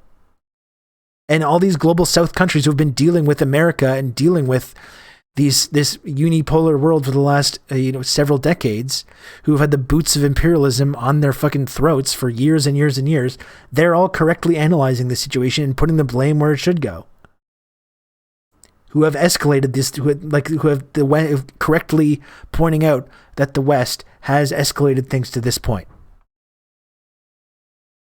And that no analysis of the situation that doesn't recognize that is really worth anything.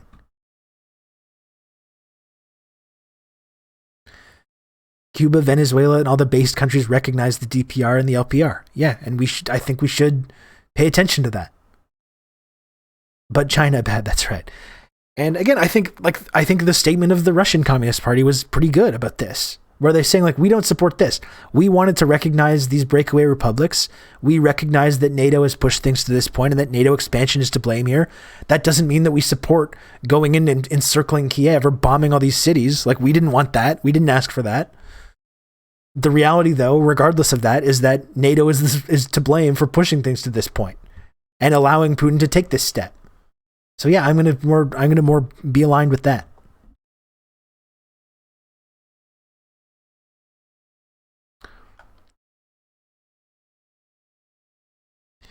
CBC headline yesterday said MPs told by intelligence they're worried China may move into Taiwan during Ukraine crisis. I paraphrase, but that's pretty close. Can't let them seem like the adults in the room for even a second. Yeah. Yeah, seriously. Couldn't have any of that.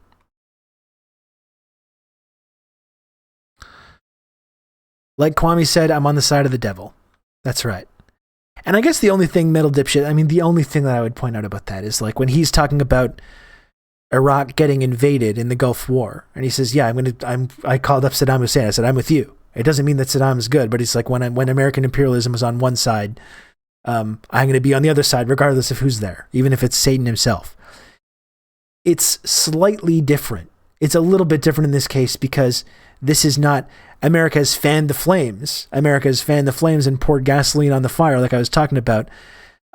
This is still an invasion. To be clear, like Hot Dog Crisis has been wanting us to point out, this is still Putin escalating that and turning it into this invasion. So it's slightly murkier. It's a slightly murkier situation, but that doesn't. So we can recognize that.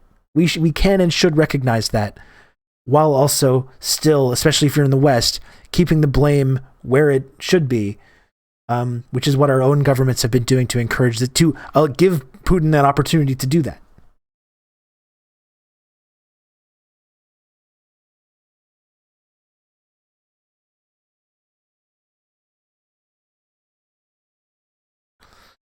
Yeah, I think this is a good take, Silver. I mean, this is on day one when this kicked off. It's one of the things that I was saying. You know, I've been talking about multipolarity for like the last year on this show. And I've been talking about the multipolar world and how that's something that I support. I encourage it. I welcome the decline of the US empire. I welcome the decline of NATO and the EU and all these neoliberal institutions. And whether you like it or not, this is what multipolarity looks like. And I think this is a good take that I agree with, Silver. The transition to multipolarity isn't simple. On one hand, and this is a good point. On one hand, the Russian invasion has helped unify NATO and the EU. Like, in many ways, this invasion has made a sort of peaceful transition to multipolarity more difficult and not less difficult. On the other, it has deprived these imperialist institutions of the illusion that they can act with impunity through their proxy states in Ukraine and elsewhere. Yeah. This is exactly why I think there's a big difference between Putin recognizing these breakaway republics and maybe even putting in troops to go on the border of these republics to stop the conflict, which is something that I would have had an easier time saying, like, regardless of what you say about the guy, like, this is kind of justified. I think he's, like I've been saying, he's pushed past the point where you can, like, reasonably make this argument that it is justified. Which is, you can view that as a blunder, you can view that as a mistake or a terrible tragedy or a horrible thing, you know, you can. It has been a stark reminder that, like, that the West can't just continue to operate with total impunity with zero consequence, though. And again, none of it is, it's not simple. It's very morally gray. It's tricky. It's tricky to talk about and it's tricky to think about. But I think that is true, though.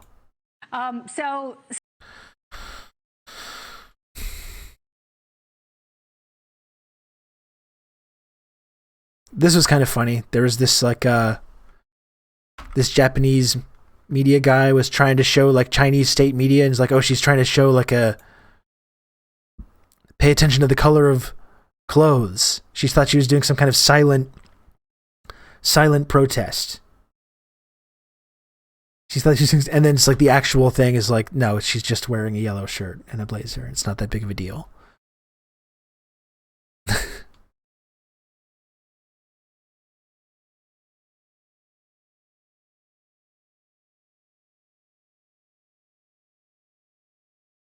Here's what I was talking about before. And again, this is another map that shows the division of Ukraine, of places that voted for the Communist Party of Ukraine in the 2012 election before the party was banned.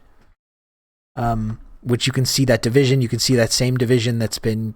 You can look at any of these maps of Ukraine, but the ethnicity, the language, you can see the division here before the Communist Party was banned as well.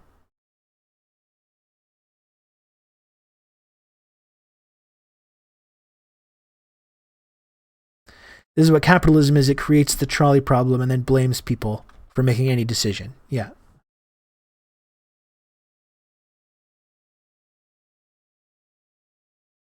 My MLA and her staffer did a little fashion photo shoot in yellow and blue in their NDP. Oh, good. With the decline of Western hegemony, won't China just take over as the global hegemon? Well, I think, like, this is the thing we've talked about a lot on the show. That's obviously coming. They're obviously in the process of overtaking the United States as the top global economy. That's just a reality. But I think one thing we have to accept, though, is that our leaders in the West are not just going to like hand over this title peacefully. You know, they're like, well, you're the new hegemon. Time for us to gracefully bow out. With the West will not be gracefully bowing out at all. But it will at least be a world without a sole hegemon. I mean, then that I think is positive. Like Silver was saying, it doesn't mean that it's black and white, balance between good and evil. That's not necessarily the case. It is a lot murkier than that. It's not simple. It is kind of messy. But I do welcome this. Though. I think this is a positive development.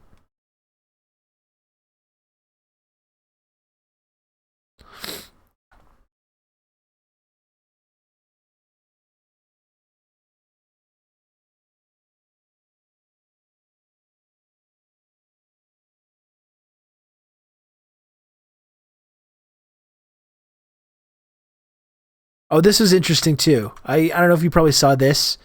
This was French TV when they freaked out when this French Ukrainian woman was talking about the political situation in Ukraine and started going way off script as well. Did you see this video as well?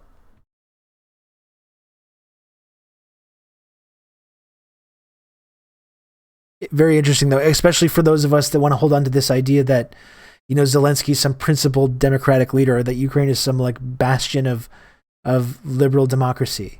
And again, it is in many ways, it is a liberal democracy in that it's completely fake. But the idea that some wonderful democratic holdover that's being invaded by the mean authoritarians, not totally accurate. And this clip where this French woman goes off script pretty heavily is quite revealing when it comes to that. Vous avez vécu 25 ans là-bas et je crois comprendre que vous êtes en contact avec votre famille qui vivait à Kiev et qui a fui. C'est bien ça? Pas tout à fait, non. Elle a pas fui du tout. Alors, racontez-nous, quelle est votre situation? Je précise un petit peu aussi, je reviens depuis 4 jours, en fait, de l'Ukraine. Personne n'y croyait, ça c'est clair, dans ces événements-là. Alors, pour narrer un petit peu, parce qu'on dit un petit peu beaucoup de choses, exode, ceci, cela, pour narrer un petit peu le problème qui nous concerne, c'est que le conflit dure depuis 2014, ça on le sait. Il s'agit quand même de la population ukrainienne qui est martyrisée au quotidien, 2 millions de personnes, que les problèmes de chauffage cet hiver sont difficiles, le salaire moyen, voilà, vous m'entendez? Oui, très bien. Voilà. Pour se chauffer actuellement dans ces mois d'hiver, c'est plus de moitié que les ménages doivent consacrer à ça. Donc la vie est très très compliquée. Donc je vois pas qu'est-ce qu'on défend. Le président et le gouvernement fantoche là actuellement, que je trouve fantoche et pas du tout celui que Poutine soi-disant va mettre.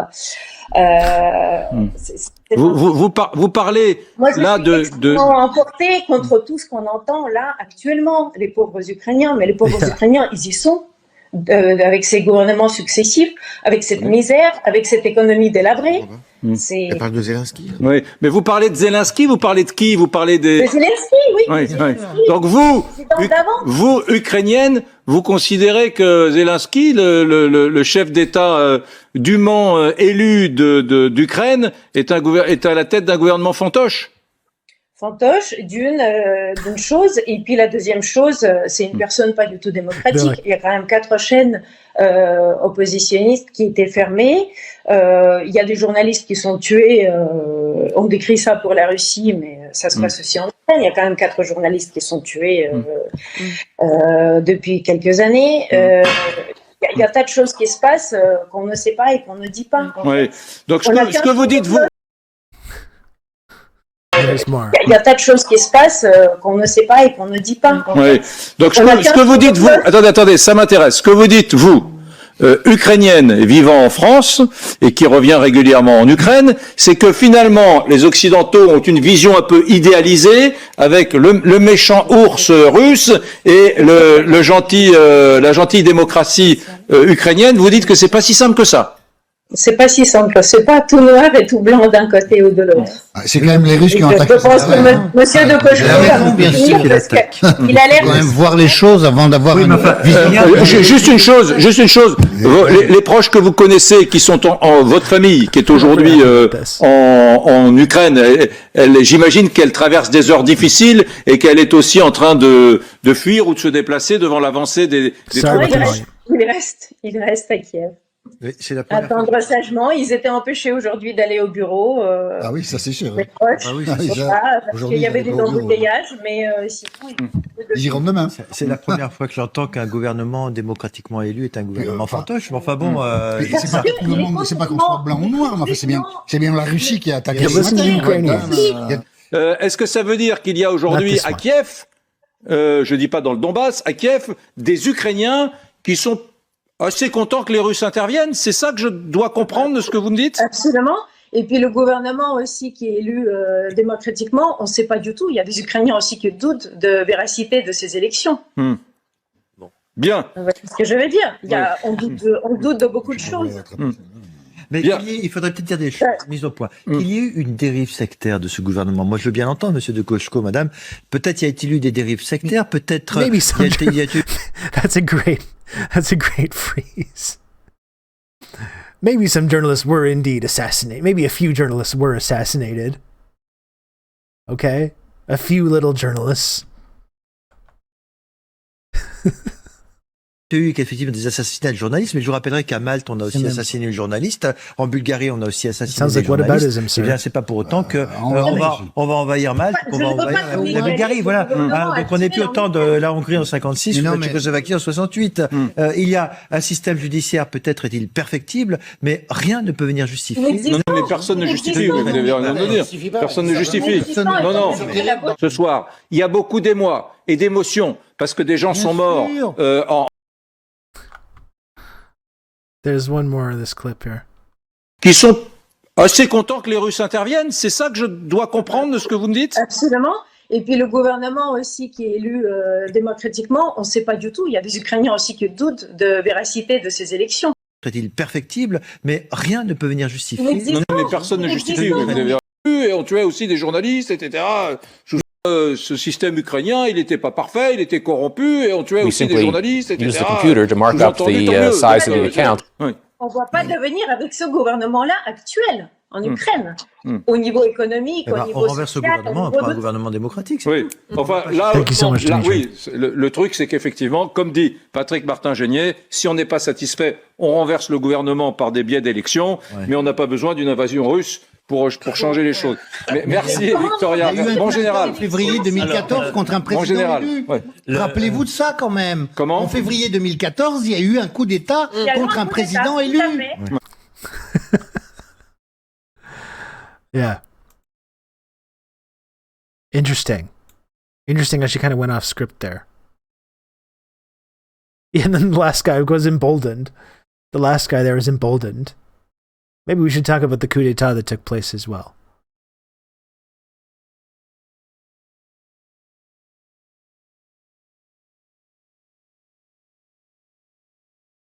Can we watch them? What's the McAdams clip?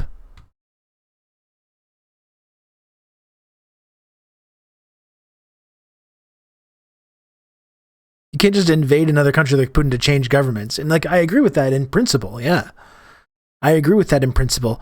It's just like, as our friend Noam Chomsky was pointing out in that clip about like the basic kind of moral framework, the hypocrite. When you apply standards to others that you don't follow yourselves, you don't have much credibility to talk about this. Like, how dare they just go in and install governments that they don't like? It's like when we don't apply this baseline standard of like morality to our own actions, we don't have a ton of credibility on a global stage to then push back when other people that we don't like do this.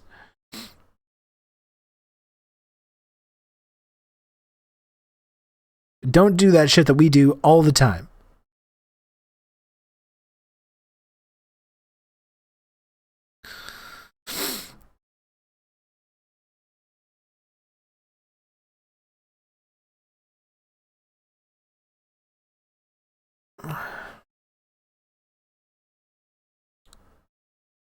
Thanks for hanging out, Rylan.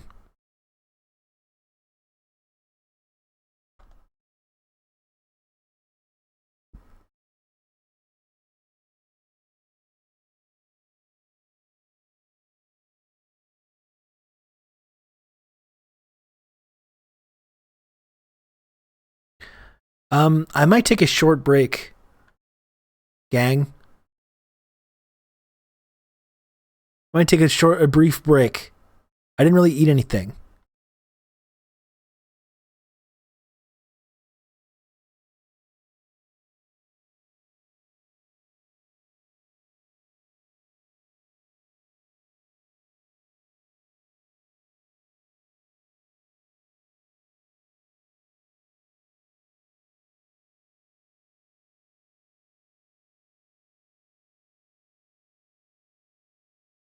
Take a brief little time out here. And so Silver says unions are getting on board with this. We're talking about like how you need to start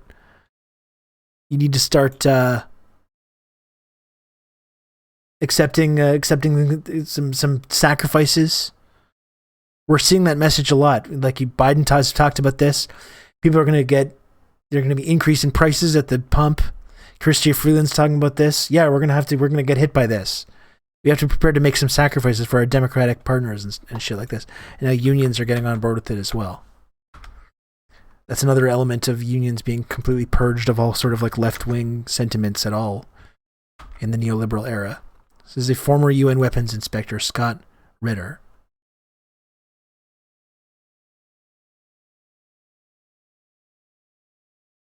You know, people keep saying Russia's the aggressor. They had no choice. What do you call an ostensibly defensive military alliance which lies about its intentions to expand in a post-Cold War era and then goes on the offensive, bombing a European capital, Belgrade? I mean, everybody's sitting there going, oh, Kiev is being bombed, first time in Europe. No, NATO bombed Belgrade without any authority from the Security Council in violation of international law, doing the exact same thing that they're accusing Russia of doing now. NATO said, oh, you can't create these independent states of Lugansk and Donetsk. Well, yes, you can, because you guys created the independent state of Kosovo, carved it right out of Serbia, again, with no founding in international law, nothing. And then NATO went on to basically legitimize the illegal invasion and occupation of Iraq, even though NATO as an organization didn't participate. Several NATO members did. And in 2004, a few months after the occupation, NATO legitimized the occupation by creating the NATO training mission in Iraq. Interesting. Very interesting. What do we think about getting above 20 subs before I take a little break? What do we think about that? Can we get above 20 subs before I take a brief little hiatus for a few minutes? How do we feel about that? This is what I'm asking you. What do we think about this, folks?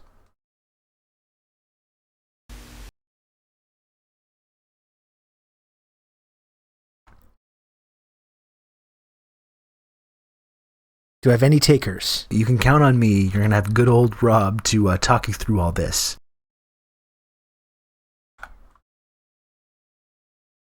You can count on me. You're going to have good old Rob to talk you through all this. Oh, goodness. Metal Dipshit, thanks for gifting a sub. You can count on me. You're going to have good old Rob to talk you through all this. Toilet Bowl Toots gifted a sub as well. Thank you, You've just become an elite member of the Friendship Triangle. Thank you, Toilet Bowl Toots, for gifting a sub as well. Crackle Bearer converted from Prime Gaming to Tier 1. Thank you, Crackle Bearer. To talk you through all this. Paradis, thank you so much for the 5 gifted subs as well. Paradis, thank you so much. You've just become an elite member of the Friendship Triangle. Oh my goodness. Bleachy Gal, thank you for the gifted sub. I really appreciate that, Bleachy Gal. You've just become an elite member of the Friendship Triangle. My gosh. Crackle Bearer, thank you for the 5 gifted subs as well. Thank you so much, Crackle Bearer. Very, very kind of you.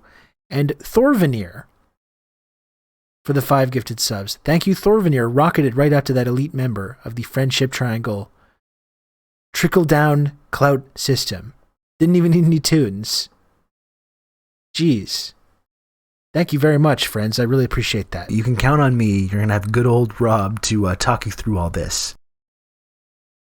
Dimitri, thank you for the sub, the gifted sub as well. I appreciate that a lot, Dimitri. So much clout being trickled down now. Well, we might as well just get one more. Now we're right there at the goal. 5-day-a-week streamer. I did take one day off. I did take one small little day off.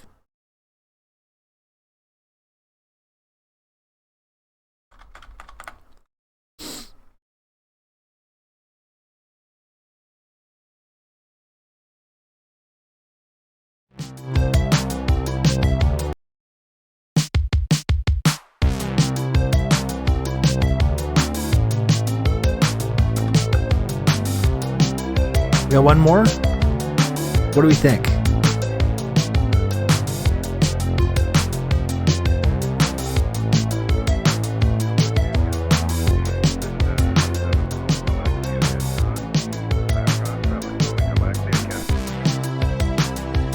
Okay, you know what? I'm just going to wait. I'm going to go and come back. I'll talk to you soon.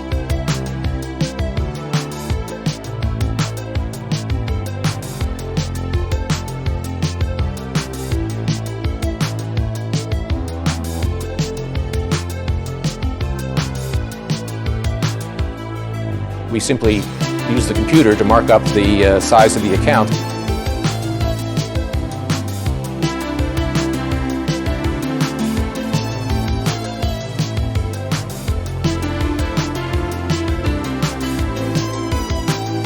You can count on me. You're going to have good old Rob to talk you through all this.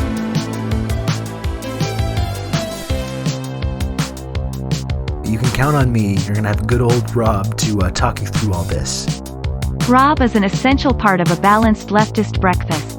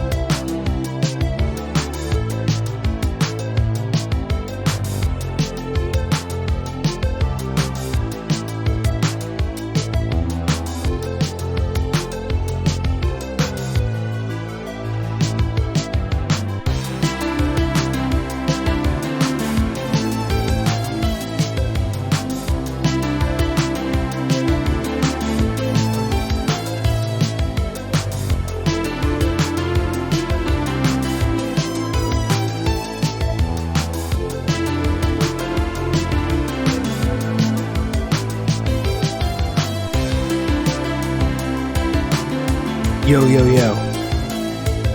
Paradis, thanks for the other gifted sub. Thank you so much, Paradis. And Thorvanir again for the 4-month resub. Thank you, Thorvanir. You hit the sub goal. Hell yeah. We love it. Thank you, thank you, thank you.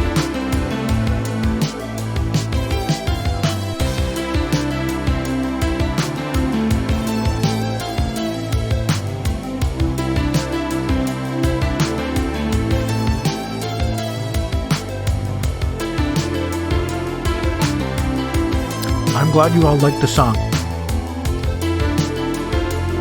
I'm on board. Why am I blurry? Thanks, folks. I saw someone saying they were shazamming the song. It's unshazammable. Unshazammable. It's an exclusive. You can only hear it on this very channel.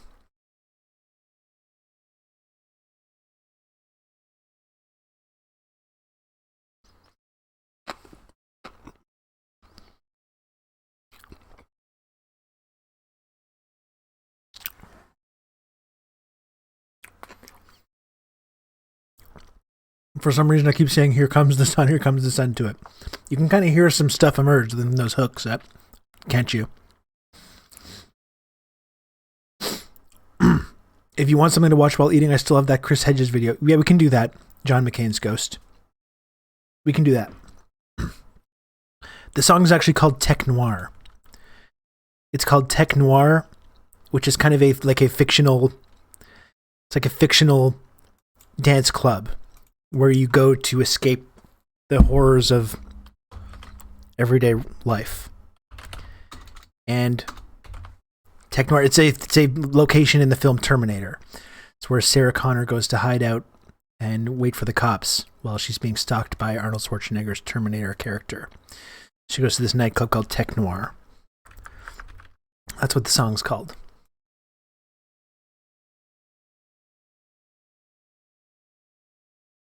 There you go, Pissed. You got it. Hell yeah. Okay, thanks, John McCain's Ghost. Yeah, I'm gonna throw this on. I'm gonna get a little egg salad sandwich here. So let's hear this Chris Hedges interview. Again, a definitely tanky Putin apologist, Chris Hedges. And what about your experience reporting? I want to know what insight that has given you into what it looks like when people are armed to fight in these wars without I did put a training. pickle in the egg what salad. Experiences that you saw do you feel like it's important for people to know about who haven't done reporting? Well, first of all, handing out automatic weapons to people who don't know one end of an AK-47 from another is just suicidal.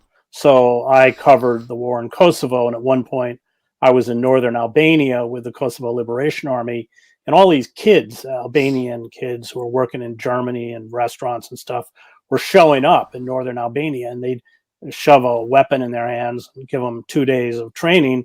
And I went with them with a group of 600 people up over the mountains, and they were just slaughtered because they don't know what they're doing. So the media loves this kind of heroic narrative of mothers making Molotov cocktails, but the dark reality we should not be encouraging you're this. Just setting them up to be killed. You've turned people who have no training or understanding of how to wage warfare. And I did see that as well. Like what Silver's saying, kids, drunks, disabled people, grandmas, all got weapons, and then all the violence was reported as Russians attacking citizens. Like, we watched clips of what Kiev sounded like. You can count on me. That You're night. gonna have good old Rob to talk you through all this. And you could just hear so much like machine gun fire and all kinds of crazy firefights going on in Kiev. The Russian military was still not in Kiev at that time, though. Like they had not moved into Kiev. They were still like several kilometers outside the city at that time. And so all that stuff that was coming out about all the gun violence that was going on was probably had something to do with all these guns that had been handed out to God knows who.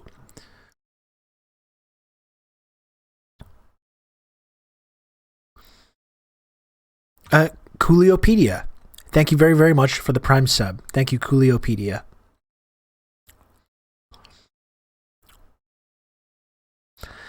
And Katrina, I don't want to endorse anything that Hedges or Matt Taibbi or Katie Halper has said or done. Okay, that shouldn't be the purpose of looking at this clip. To endorse and rubber stamp and co-sign every single thing that anyone's ever done. I think this viewpoint is important to get out there right now. Really bad on communism too. I agree. Hedges is not infallible by any standard. I do think, though, in terms of what he's being said in this specific comment, is important to get out there right now. Did you see the video of the Ukrainians throwing a Molotov cocktail at a tank that ended up lighting the inside of their car on fire? No, I didn't. I did see that clip, that tweet from the Russian Star guy who literally was talking about, oh, the people I'm riding with, they basically killed some suspected Russian saboteurs riding EMT vehicles. And it was just like documenting that and describing it like that. And like what it sounds like what you're describing is that you're driving around with some untrained people that are now heavily armed that probably just killed some innocent ambulance drivers, is more likely what happened in that situation. So yeah, again, not co-signing everything Hedges has ever said or done, or any of these associations. It's important that we talk about this viewpoint though right now. And not, it's again, if this was being promoted on mainstream media, maybe we could take a look at that. Since it's clearly not, this is what our options are. Yeah, just killing a bunch of medics. Yeah, good.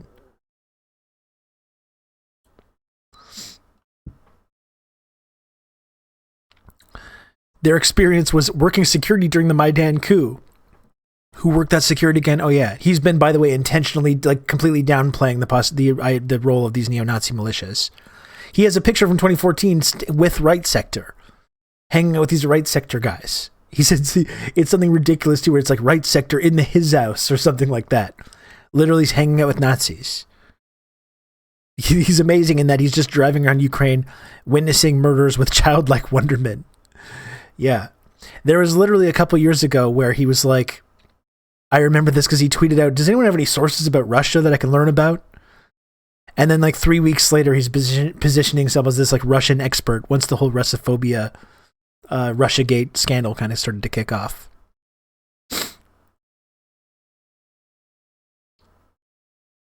Yeah, Hedges understands war and collapse. Absolutely. That's why, again, I think this viewpoint's important to get out. It's not happening on mainstream media, certainly, so this is where we're going to. And to targets. I find it just criminal. And do you feel like any reporters out there in remotely mainstream outlets ever speak to that? I haven't seen it. I mean, war creates a kind of jingoism, and the media is the worst. They create these simplistic narratives. You're right. They don't talk about Putin's, I think, very legitimate grievances. And Putin becomes Hitler. Everybody becomes Hitler. Saddam Hussein was Hitler. Whoever we fight becomes Hitler, and we all become Saving Private Ryan. And but it has nothing to do with the reality on the ground. But that narrative, that kind of mythic narrative in war, it's what people want to hear. It's what the networks want to broadcast. It's what the public eats up. It's very hard to counter it. Right. And keep your job. Oh, right, yeah. And can you, for people who don't know, can you share about your experience at the New York Times and why it ended? To talk you through all this. 1 year of Rob propaganda. TRRS trustworthy Rob. Arachnozak, thanks so much for the 12 months of Tier 1. That's a lot of Rob propaganda to take in. You've managed to do it. You can count on me. You're going to have good old Rob to talk you through all this.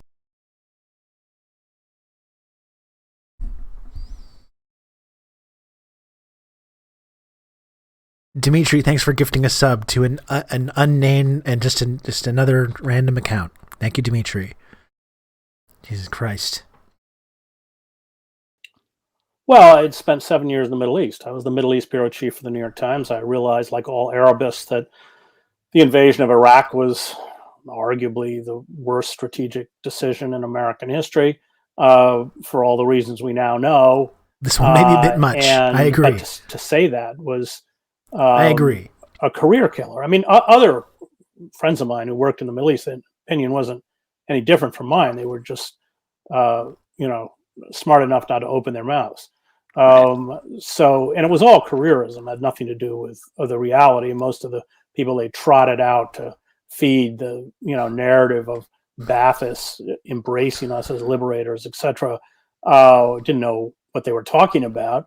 And if you didn't feed that dominant narrative, even though I had that kind of experience, including the fact that I speak Arabic, you were just shut out. That's what kind of always happens, especially in wartime. So I was booed off of a commencement stage and told by the Times, no, I couldn't speak about the war anymore, and I left. There's, speaking of the media and their complicity, there's an interesting clip. Brad, could we play the clip from the Fox News, Fox Sunday? You'll probably get a kick out of this. When you invade a sovereign nation, that is okay. So this is none other than Condoleezza Rice being interviewed on Fox. Well, and I have argued that when you invade a sovereign nation, that is a war crime. I mean, I think we're at just a real basic Condoleezza. Well, unbelievable. It is certainly against every principle of international law and international order, and that's why throwing the book at them now in terms of economic sanctions and punishments is also amazing. And I think the world is there. When are you getting a Brad to play your clips? Never. He's managed to unite NATO in ways that I didn't think I would Never. see. I like being in full, complete control. So you kind of can't make this up, right? No, well, she just made a case for why she should be in prison. Yeah, Condoleezza Rice. Yeah, exactly. Yeah, of course. I mean, preemptive war is a crime. It is, and it's not excusable when we do it. And I'm also don't excuse the Russians when they do it. Right.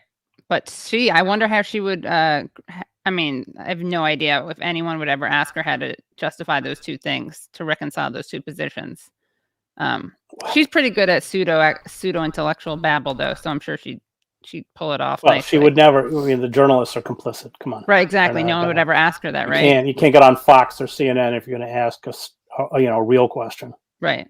And or raise a real point. Right.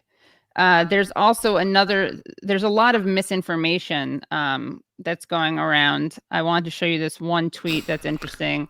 I think we can move on from that, but I did want to get the point about arming average Ukrainians and how fucking suicidal that is and how psychotic it is that we're just encouraging this. Here's something else. When I was taking a break, I saw this pop up on the timeline as well. Kind of interesting. Like, does anyone believe this? Does anyone at all believe this? Russian losses according to Ukraine. As of March 3rd, indicative estimates by Ukraine's armed forces.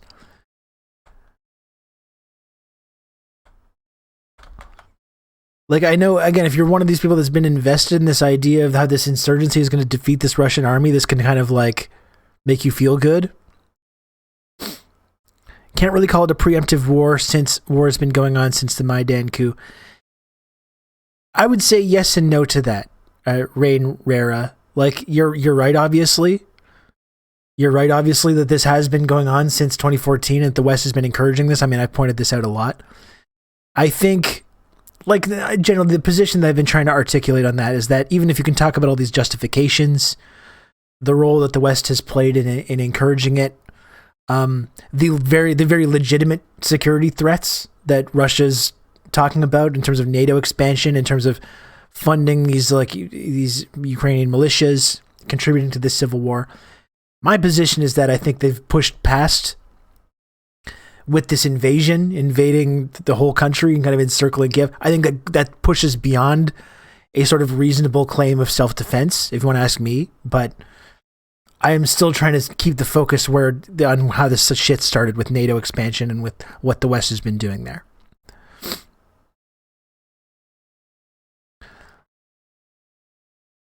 Never forget, if we do out war crime charges and these sickos will literally invade to save their own. Yeah, they've literally decided that they'll invade. If any American is ever actually charged with war crimes, they'll just invade The Hague to ensure that that doesn't happen.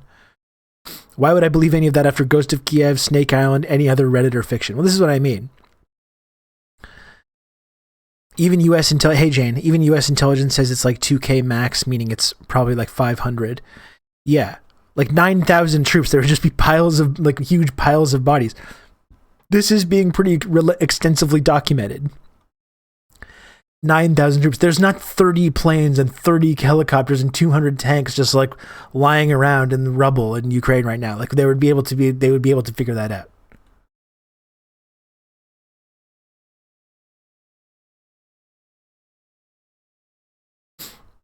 $900 APCs. Yeah. Like, I'm pretty sure. Like, this is just preposterous. And again, it's just the amount of disinformation that has come out about this has just been has been outrageous. All the Snake Island thing, which again, so many people in the West just completely swallowed that hook, line, and sinker. You know, people talking about the bravery of these soldiers who said, "Go fuck yourself," or as Cenk Uygur put it, "Go F yourself." And talked about that. The brave heroic sacrifice, including our friend Know Nothing, friend of the stream Know Nothing, spreading misinformation about this, which just ended up being, not true.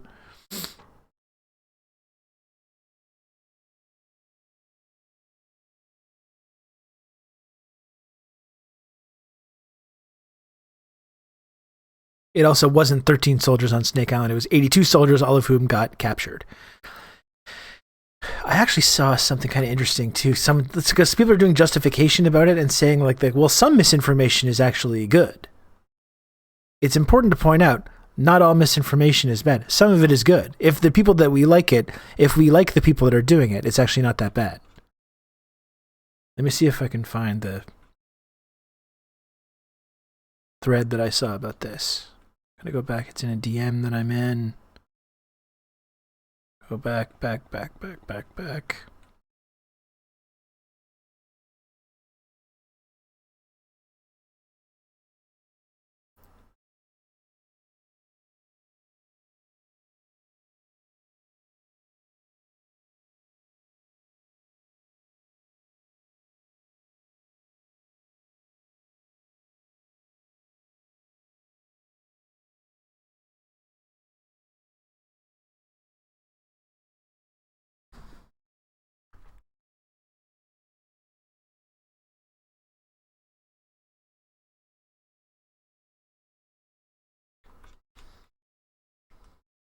Yeah, here we go. This is really interesting. There's been so much misinformation here. And for all the people that have been talking about disinformatia and this kind of Russian propaganda for years, all of a sudden they're like, it's actually not that big of a deal. Laura Edelson.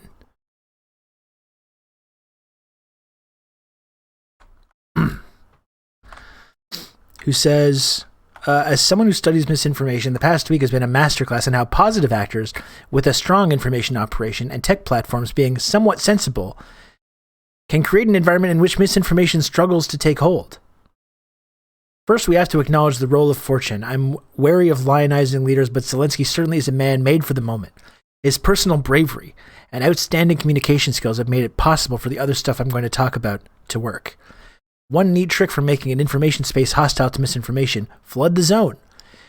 The US government deserves credit for doing this early. Not leaving an information vacuum for your opponent to fill makes their job much, much harder. Click here to see the Ghost of Kiev, that badass lady with the sunflower seeds, the heroes of Snake Island. These are, at minimum, factually questionable, but they are conveying a sense of the Ukrainian people that is sticking. Even after they're debunked, the feeling remains. By the way, if you've ever wondered why misinformation can be so effective and why debunking often doesn't change beliefs, this is why.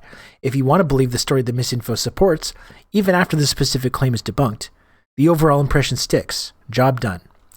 Tech platforms, they're not totally beefing it. They deserve credit for blocking RT and Sputnik in Europe, but not blocking long-time spreaders of misinformation globally when the government that controls them is actively trying to lie about the war atrocities is nuts. Cats versus dogs.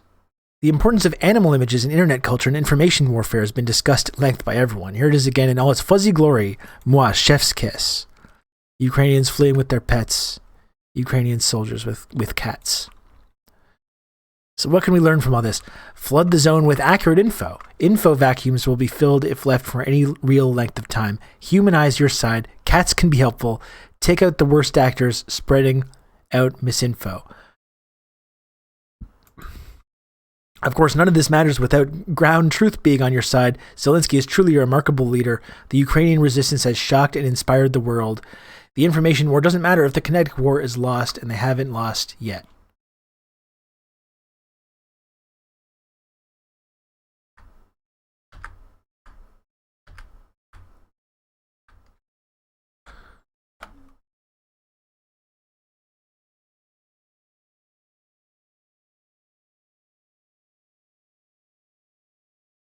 Yeah, this is the main tweet though.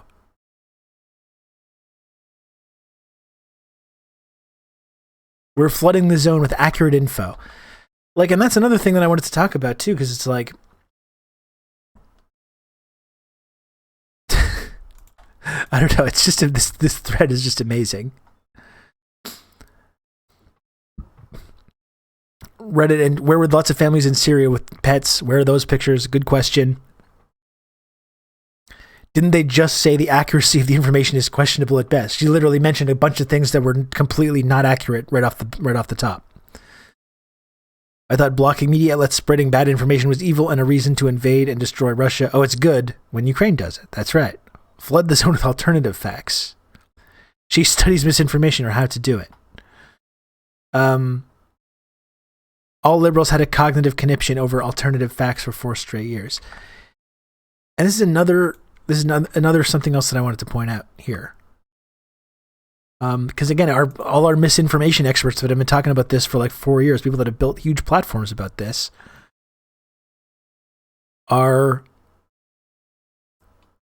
all of a sudden kind of okay with some of this stuff.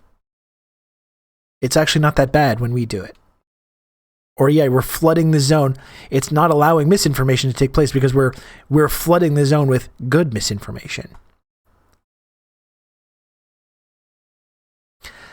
And like I saw this, and listen, I do not doubt at all that there is like, oh shit, don't look at my DMs. I hate how that just pops up. It's so stupid.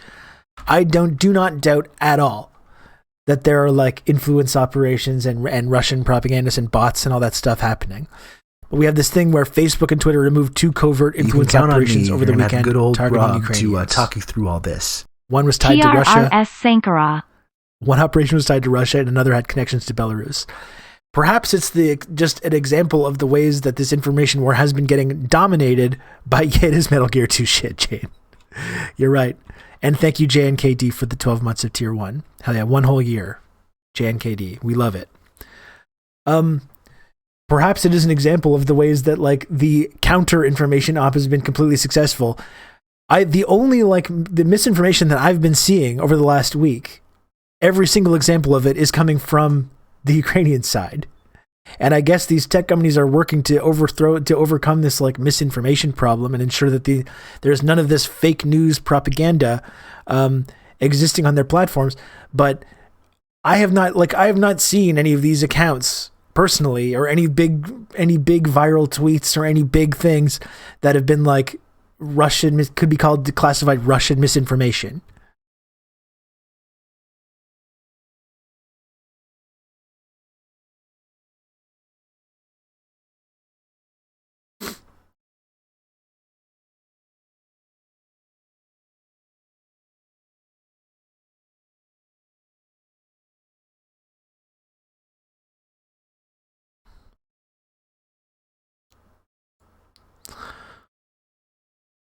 Not his biggest fan, but on misinformation and keeping oneself based in reality. This quote is a winner. Hitler can say that the Jews started the war, and if he survives, that will become the official history. He can't say that 2 and 2 are 5 because for the purposes of, say, ballistics, they will have to make 4. And yeah, I mean, that's the thing. I'm not the biggest Orwell fan either, but I think sometimes there is stuff that we can still glean from, some of his writing that make a lot of sense in this context, even if he was doing it in a more nefarious means to kind of prop up the West narrative and to demonize the Soviet Union. He did still have a number of analyses that I think are important to remember.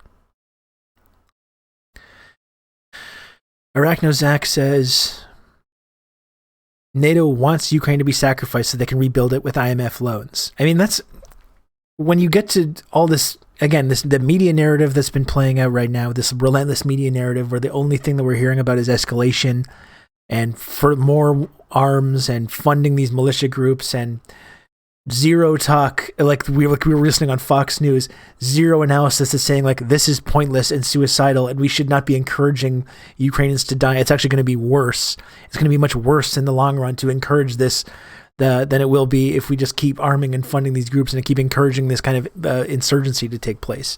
It's going to create a massive human rights disaster that could actually be slowed down now. And when you saw Hillary the other day on MSNBC, I mean, it's like they don't want a peaceful de-escalation. They don't want a diplomatic solution. They want it to turn into a blood-soaked quagmire that destabilizes their common enemy, or to rebuild it with IMF loans, like you're saying. Like, I don't think there's any getting around that.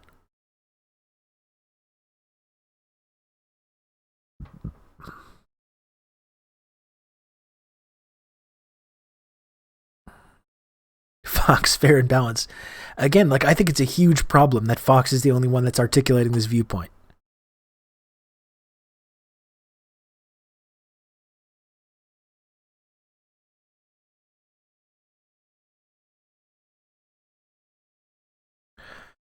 Are you worried about being banned under Twitch's new guise of anti-misinformation? Kind of. Yeah, I kind of am. Considering the ways that these tech platforms, like I've talked about this at the beginning of the stream, the way that these tech platforms are just coming together immediately to not only get rid of like official state media, but like anyone that's articulating a viewpoint that runs contrary to what is happening in the mainstream right now. So yeah, I am kind of worried, especially considering this is actually my job. Like, if I do get banned to this platform for articulating any of these viewpoints, that is going to completely screw over my entire life. So yes, I am worried about it, but I don't know what I'm supposed to do. I mean, this is my viewpoint. I've been talking about this stuff on this platform for over a year, and I'm not just going to completely reorient my whole worldview overnight to ensure that I'm able to, remain in good standing here. It's like I am worried about it though. Yes.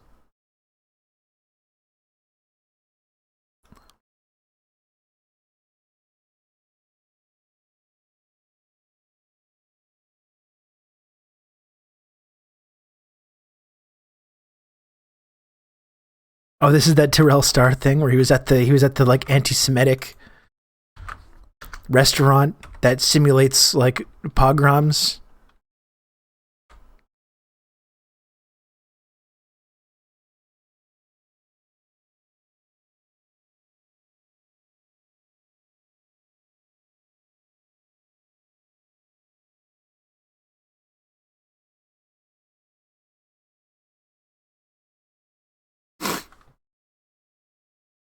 Is there any alternative to Twitch that doesn't suck, or is that almost impossible because video streaming requires so much money? You can't really have a grassroots version. Yeah, I mean, the reason Twitch is a good platform, I think, is because of the audience is there. There's an audience. It makes like monetizing your content relatively simple. It simplifies that process. I'm someone that's been struggling over the last couple of years to sort of make ends meet and to kind of do this kind of work in independent media and actually become relatively financially stable from that. And this is the only place that I've been able to do that. So yeah, I am a little worried about that.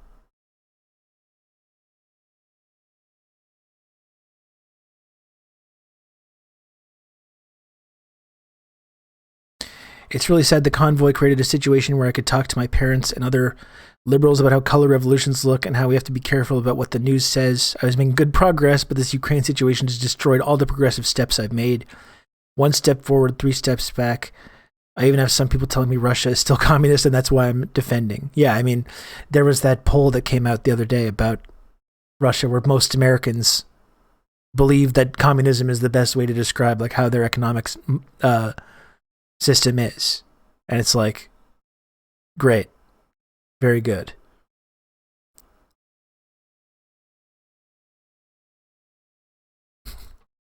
Not a good sign. Not a good sign.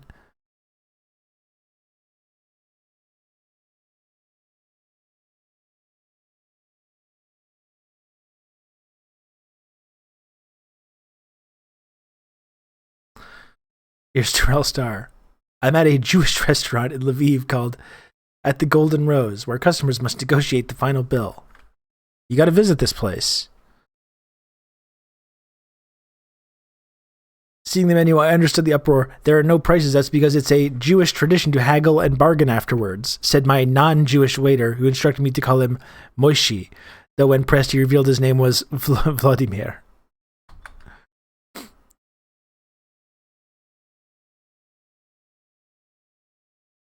Jesus.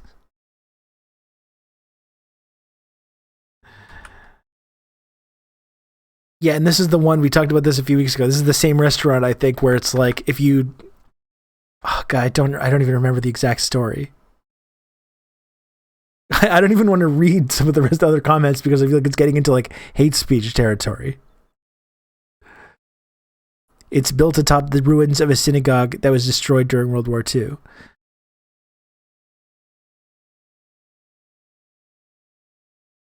Yeah, and that's the one where they like take you out back. I can't remember the exact circumstances, but the person from the Atlantic Council was talking about it as well. Yeah, if you order like a Moscow mule, you get hauled into a dungeon or something along those lines. Yeah, really, really good stuff. Very good.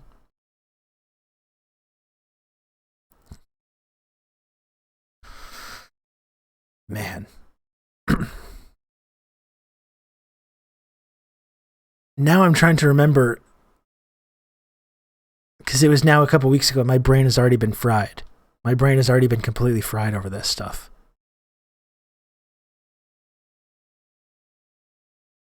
It feels like it was 2 months ago, but it was probably like 8 days ago. This is what's happened to our brains when we've been plugged into this like relentless stream of non-stop fucking lies and propaganda. Another succulent meal at the Triple Parentheses Cafe. Right sector in the his house.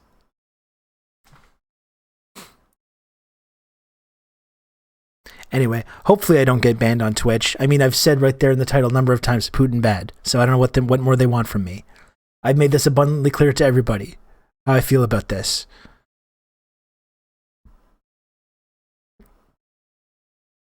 I made it abundantly clear that I think Putin is bad, so I don't see what else I need to do to get in line with the new misinformation rules.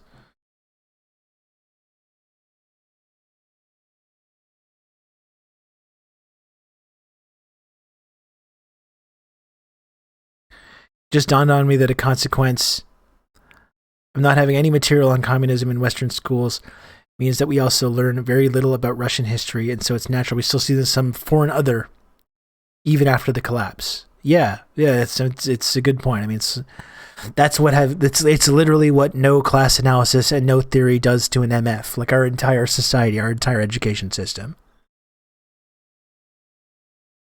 You didn't press the censorship button enough. I think a Putin bad tattoo should do it. Like, what more do they want from me here?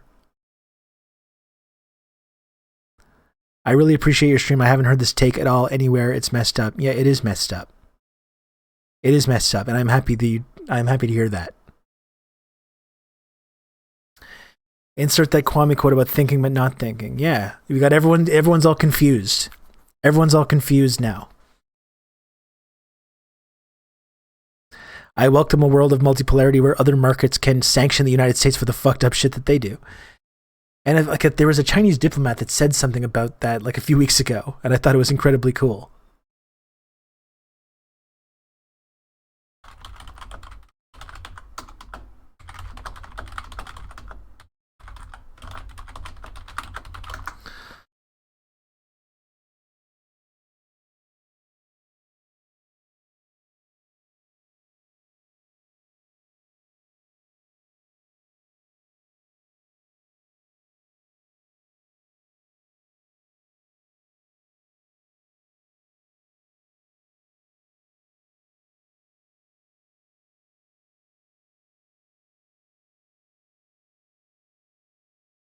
I don't think I can find it now.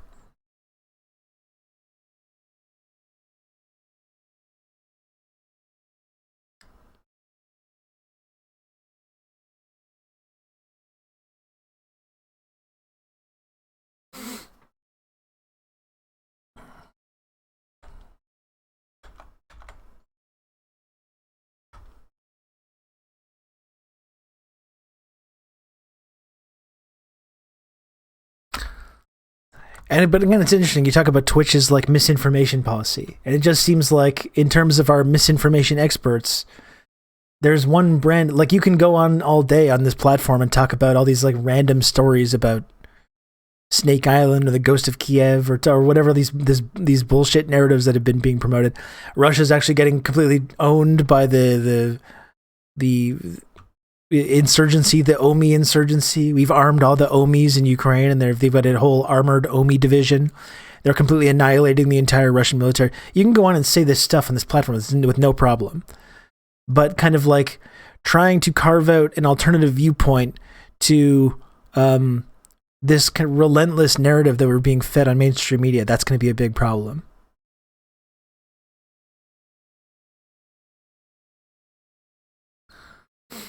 The collective reaction the second the first sanction hits the U.S. Whoa! They're not going to be able to take it. They're not going to be able to take it at all. Hey, what's up, Lana? Welcome.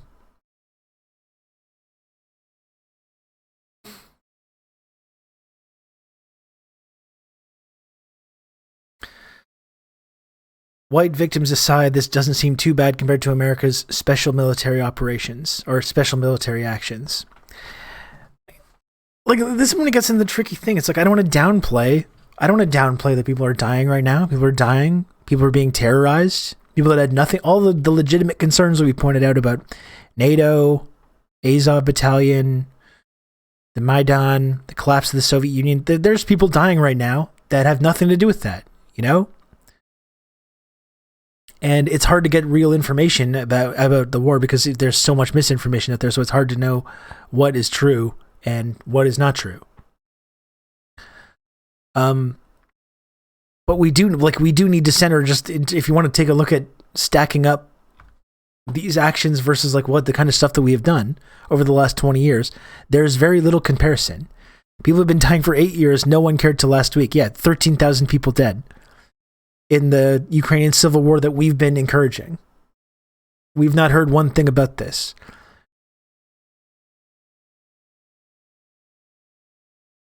I saw this. Zaratusstash, I did see this.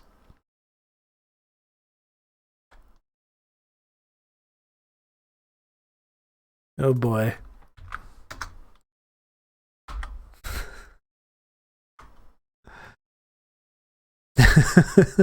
This is where we're at. This is where we're at after 1 week. We're getting big stories about tankies in my menchies. Imagine the press if Russia was using shock and awe in Ukraine. I hope it never gets to that and peace can be found. I wish true neutral countries could mediate instead of the EU or the USA. I mean, is that Arachnosac? That's why I always talk about that Kunduz hospital airstrike. You know, I just think America's been responsible for some horrible crimes, obviously. But that's just the kind of thing that, like, if anything remotely like that happened in Ukraine right now, a Russian helicopter surrounds a hospital and spends 1 hour bombing the hospital to smithereens and fucking shooting any doctors and nurses and patients that are crawling around in the rubble. We would correctly call that a horrible, horrible crime. And like the amount of ink that would be spilled talking about that, and the amount of hours spent on media with people pontificating on it and talking about how horrible it is would be incredible. And it's just literally, this happens under Obama and it just gets too bad. Like if Russia did that, airstrike that hospital in that kind of a violent crime, and then they investigated themselves and said, actually, we investigated that and we determined that it wasn't a war crime, so it's actually not that big of a deal.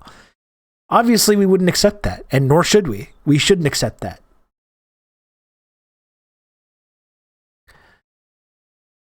So this it's hard to play this game because it doesn't want to sound like I'm justifying any of the violence that's happening right now. I don't want to feel like I'm supporting it or that I encourage it. But we do have to have this framework where we understand these things in the context of the things that we have done ourselves with zero repercussions.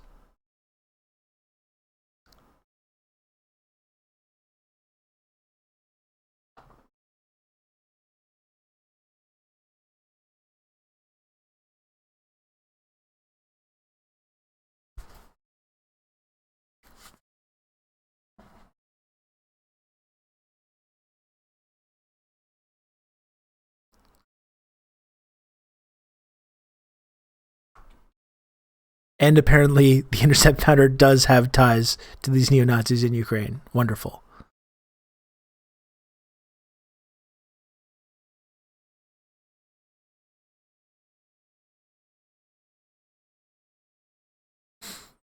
Conspiracy theories are astroturfed to be as stupid as possible in order to discredit dissenting opinions. When people saying the truth about Ukraine are banned alongside people telling others to drink bleach, it feels very suspect. Yes, it does.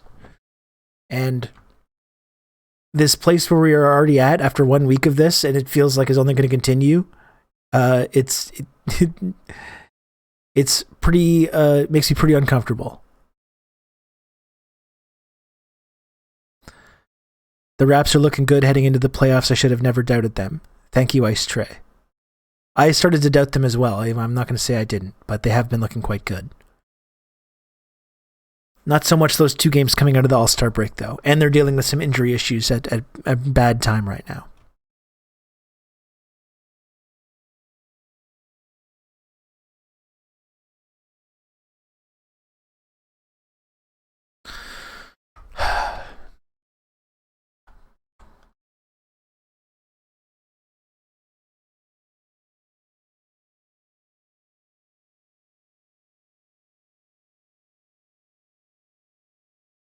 And someone mentioned also Russia bombing a hospital in Aleppo. And like when I was making that point, it doesn't mean that Russia hasn't done terrible things themselves, right? I would not say that. It is, though, interesting as well when you talk about, when you talk about Syria and the Syrian intervention, how a lot that we blame them for violence that they committed during their intervention.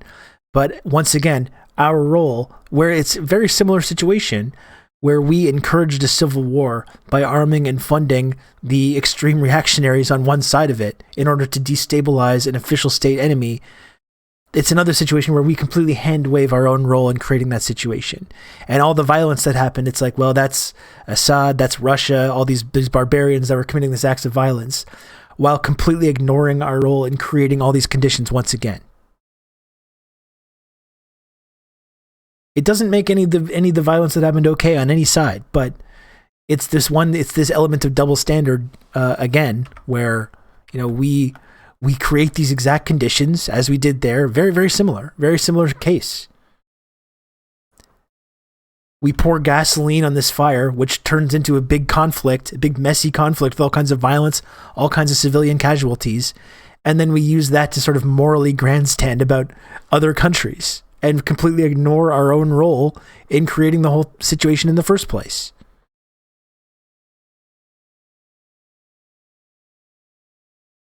The clip you wanted where the Chinese official called for investigations into American war crimes has been deleted along with tons of other tweets from Disclosed TV. Okay, that's interesting.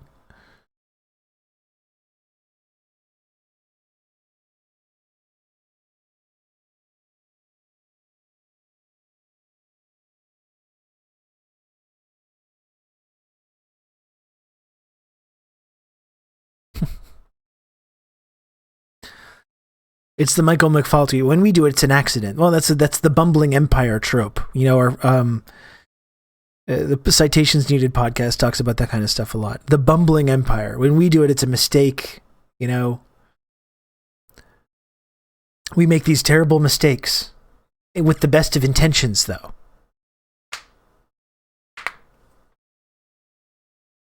When these other countries are doing it, it's because they're evil barbarians who just love and crave violence and conquest.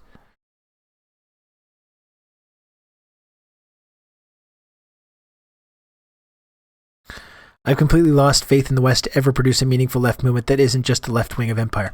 Well, that's the funny thing about this piece, Lana. I was talking about this at the beginning of the stream. I guess this is a good place to leave it.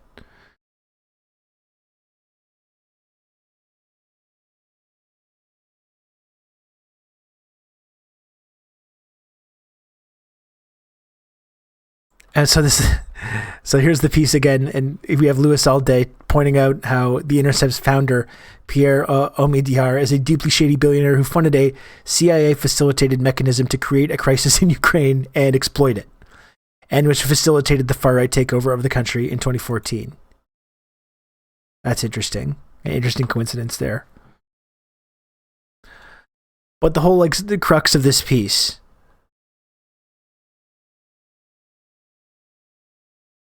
Don't be a tanky, how the left should respond to Russia's invasion of Ukraine. Those who don't stand in solidarity with the oppressed cannot call themselves leftists.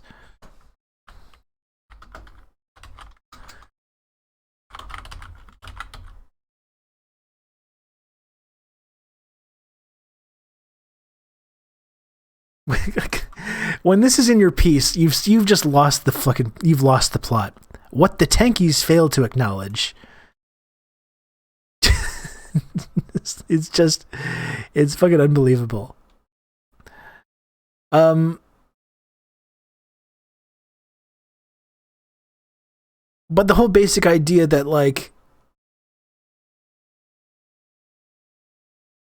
I'm trying to find the part in the piece.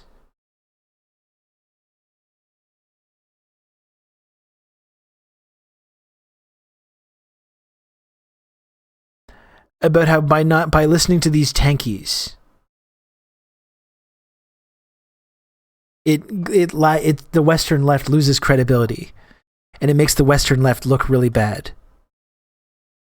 I'm trying to find it, but it's I don't want to read the whole piece because it's total fucking brain poison.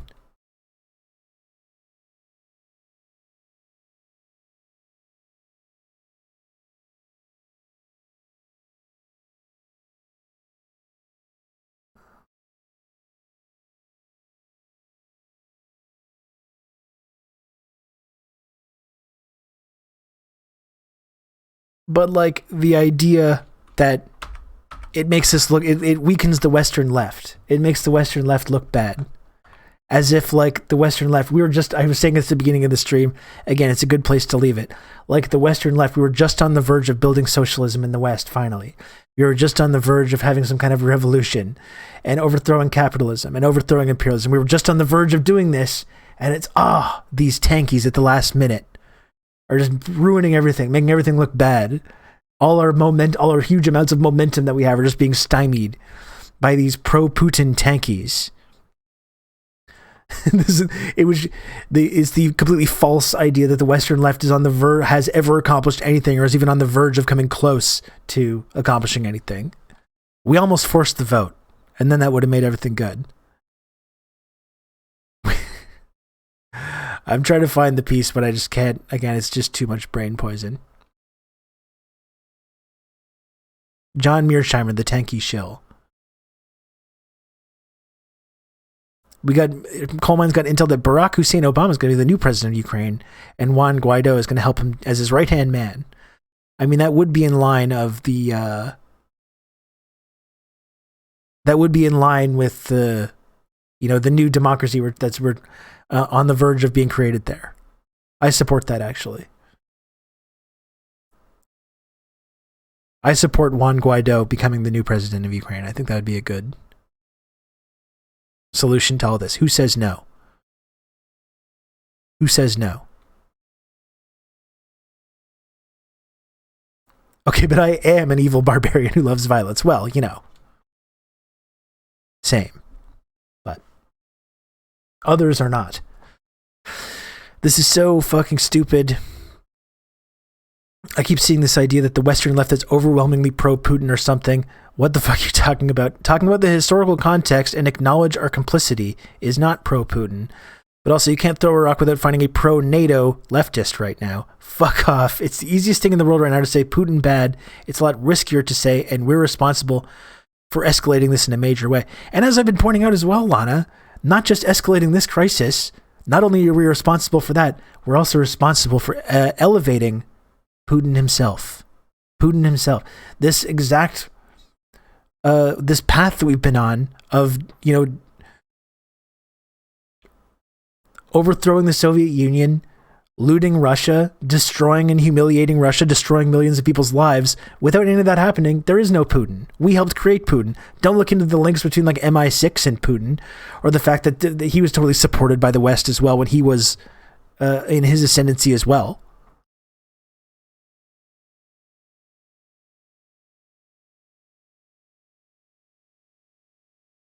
Any statement on your nation revoking the nation status of Belarus and Russia? I hadn't seen that yet, Dimitri, because I've been here talking to you guys all afternoon. I mean, that's that it's in line with what Canada does around the world. We love to proclaim, what country's a democracy, what isn't, what's a state and what isn't. We like to claim that certain people are presidents of countries that they really like have no legitimacy in. Canada thinks it's kind of cute. Canada thinks it has this ability to do this, and that anyone cares or listens. So that actually makes a lot of sense.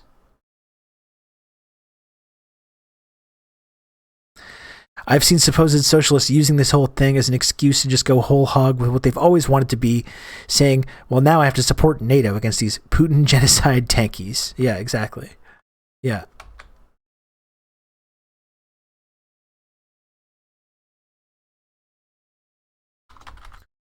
God, I never want to hear the word tankies again. Talk about a word that's lost all meaning.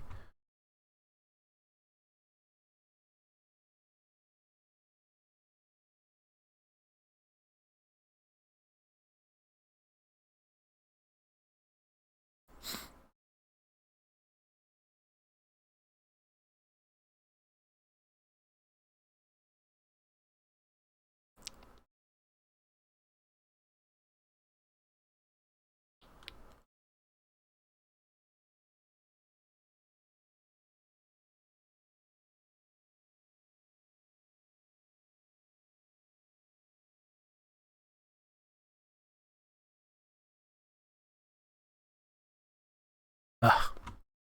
I can't find the thing that I'm looking for. What else we got here? Adorno was right about these dipshit human stains. Yeah. The more NDPers come out in favor of all this shit, the more doom-pilled I get on the Canadian Western left, in fear I'm just going to end up like Michael Caine's character, living in the woods just dejected. You're going to get fully Jasper-fied. Take the Jasper pill, old Dutch. Yeah, I saw Charlie Angus, who's probably one of the more left-wing members of the NDP. We're gonna rename the boulevard outside the Russian embassy Zelensky Boulevard or whatever. And it's just like, Jesus fucking Christ, this is what the NDP is doing in this situation.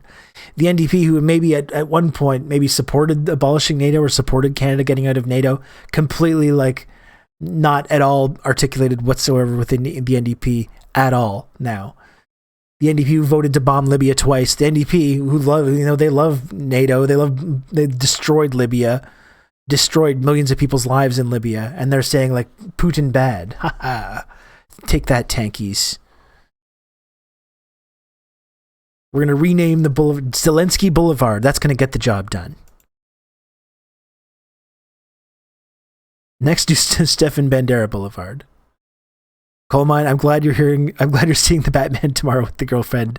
Thank you for letting us know, Coal Mine. Thank you. Thank you for pointing that out. It's been a couple times you mentioned this, okay? Yes? Good. I'm happy for you. Let us know how that goes.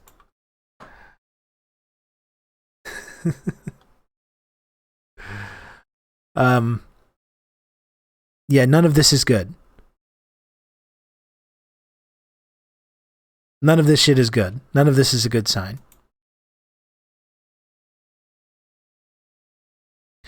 And we're due for a major 1920s style crash this year or next. Yeah, I'm sure our very stable housing market is going to collapse any moment now. That'll be good. Probably these sanctions that we're using to destroy the Russian economy are going to play a large role in that. Not just the housing market, but the energy market. All the various bubbles that we're in are going to pop fairly soon, I'm sure.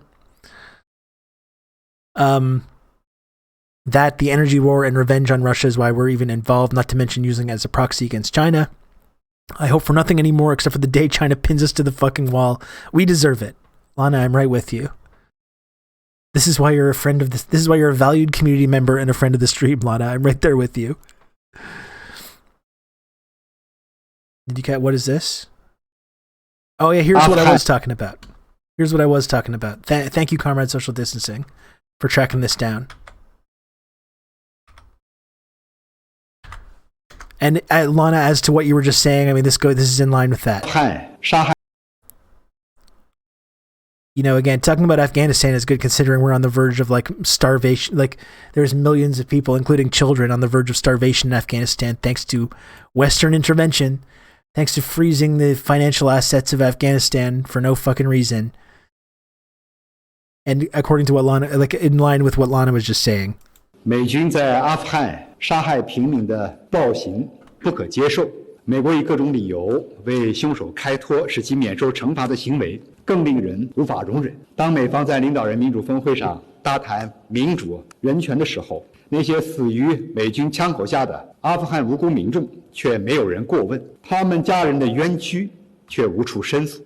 这就是美国鼓吹的民主人权带给世界的残酷现实。我们谴责美方打着民主人权旗号，对阿富汗、伊拉克、叙利亚等国发动军事干涉的野蛮行径。我们呼吁国际社会对美军在世界各地滥杀无辜平民的战争罪行进行调查追责。正义或许会迟到，但不会缺席。美国以所谓民主人权为借口，在世界上恣意妄为的时代已经结束。美军杀害各个无辜平民的罪行受到清算的一天终将来临。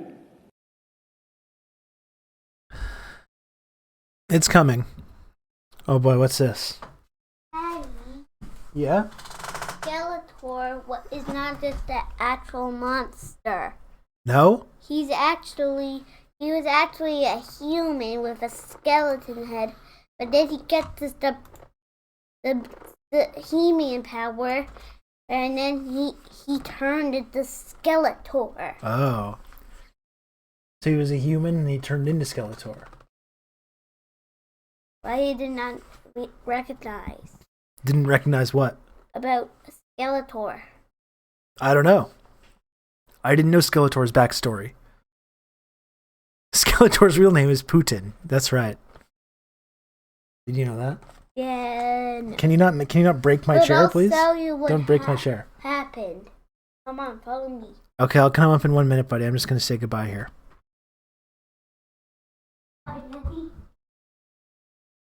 I'll be there in a minute.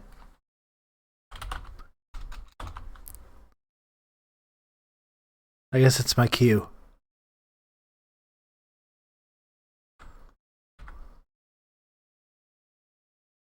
That's my cue, folks. We simply use the computer to mark up the size of the account. Cookie and game stream starts now. Thank you, Dimitri. It's going to start any moment now. Woefully uninformed on the Skeletor issue. The Skeletor lore. Why is that kid making fun of Joe Biden? Oh my gosh. Oh my goodness, Paradis. The 360 windmill dunk on Grandpa Joe. You hate to see it.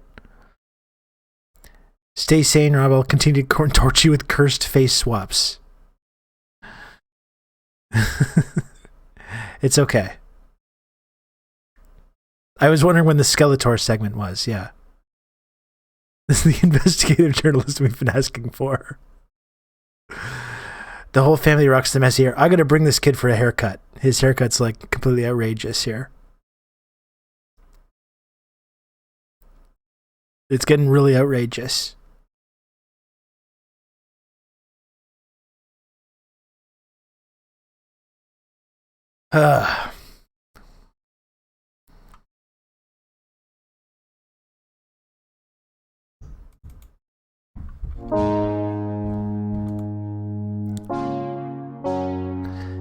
Thank you for watching the stream, folks. A little bit of a short one today. I'll be back tomorrow. Hopefully I will not be banned from Twitch for doing disinformation. For having my perspective. Airing my perspective on here. Listen, Putin bad. If anyone's watching from Twitch right now, any Twitch admins or whatever, Putin bad, okay? I agree. And in fact, I mean, not only do I agree that Putin's bad, I do actually stand in solidarity with Ukrainians. I don't want there to be any more violence. I don't want anyone to die in this situation or get hurt. I want to try and protect people's lives in Ukraine, which is why I support de-escalating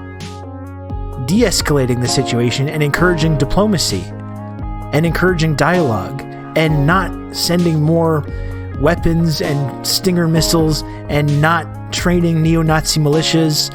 I don't think we should do any of that because that's actually going to get more people killed in this situation and not less. That's what I support, if you ask me. Okay? I don't know if that's a crazy disinformation that I'm doing right now. That's my crazy, radical, tanky stance. That I actually don't want more people to die that don't have to. All of this shit could have been prevented. It hasn't been, and I encourage, our government right now, our entire media establishment is laser focused towards making this a whole lot worse. Okay? And I don't agree with that. And that's not misinformation. That's my stance. My stance is actually going to get less people killed. I don't want more people to die needlessly.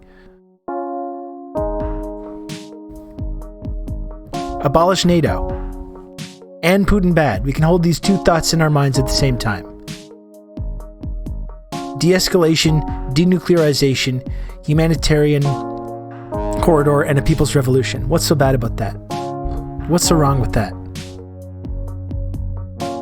You know? I think that's pretty reasonable. That's what I mean, though. You know, everyone wants to make this thing worse. I don't want it to get worse.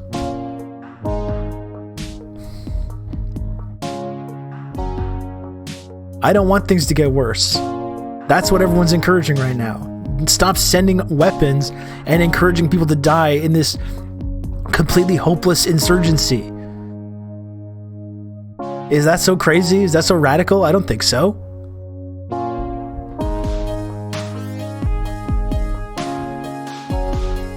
I don't think it is.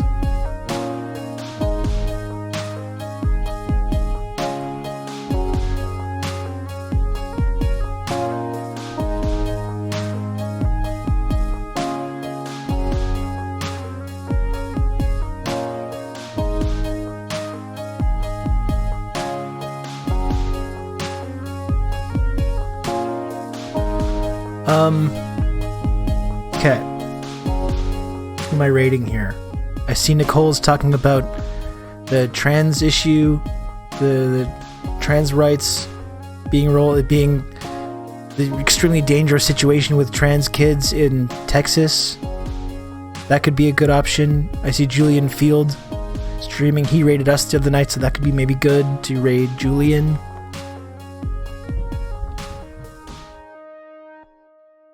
I wish for simpler times that everyone was mad at people saying cracker on here. It will literally fuck up my life very badly if I get banned on Twitch for articulating this very mild viewpoint. That we should acknowledge our own role in creating this crisis and work to make things better and not worse. That's my basic, crazy, tanky stance.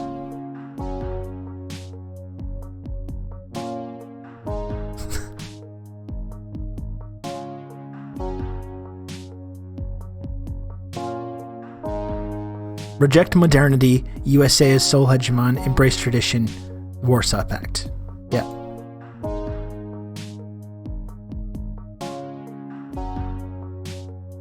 Friend of the show, Camilla Press. A charter aircraft that carried Russian foreign nationals has been held at the Yellowknife Airport. Oh, good. That's gonna make the situation a whole lot better. That's going to make the situation a whole lot better. Wonderful. Yeah, I'm coming.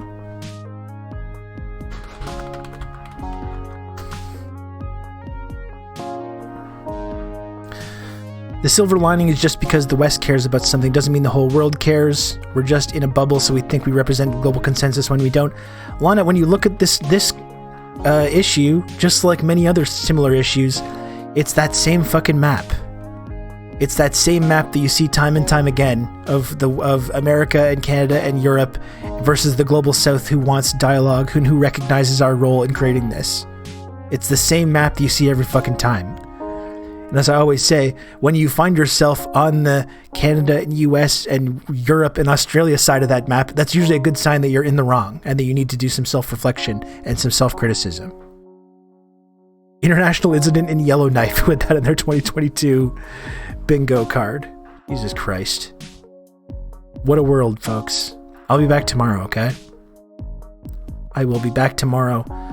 Thanks again, everyone, for watching.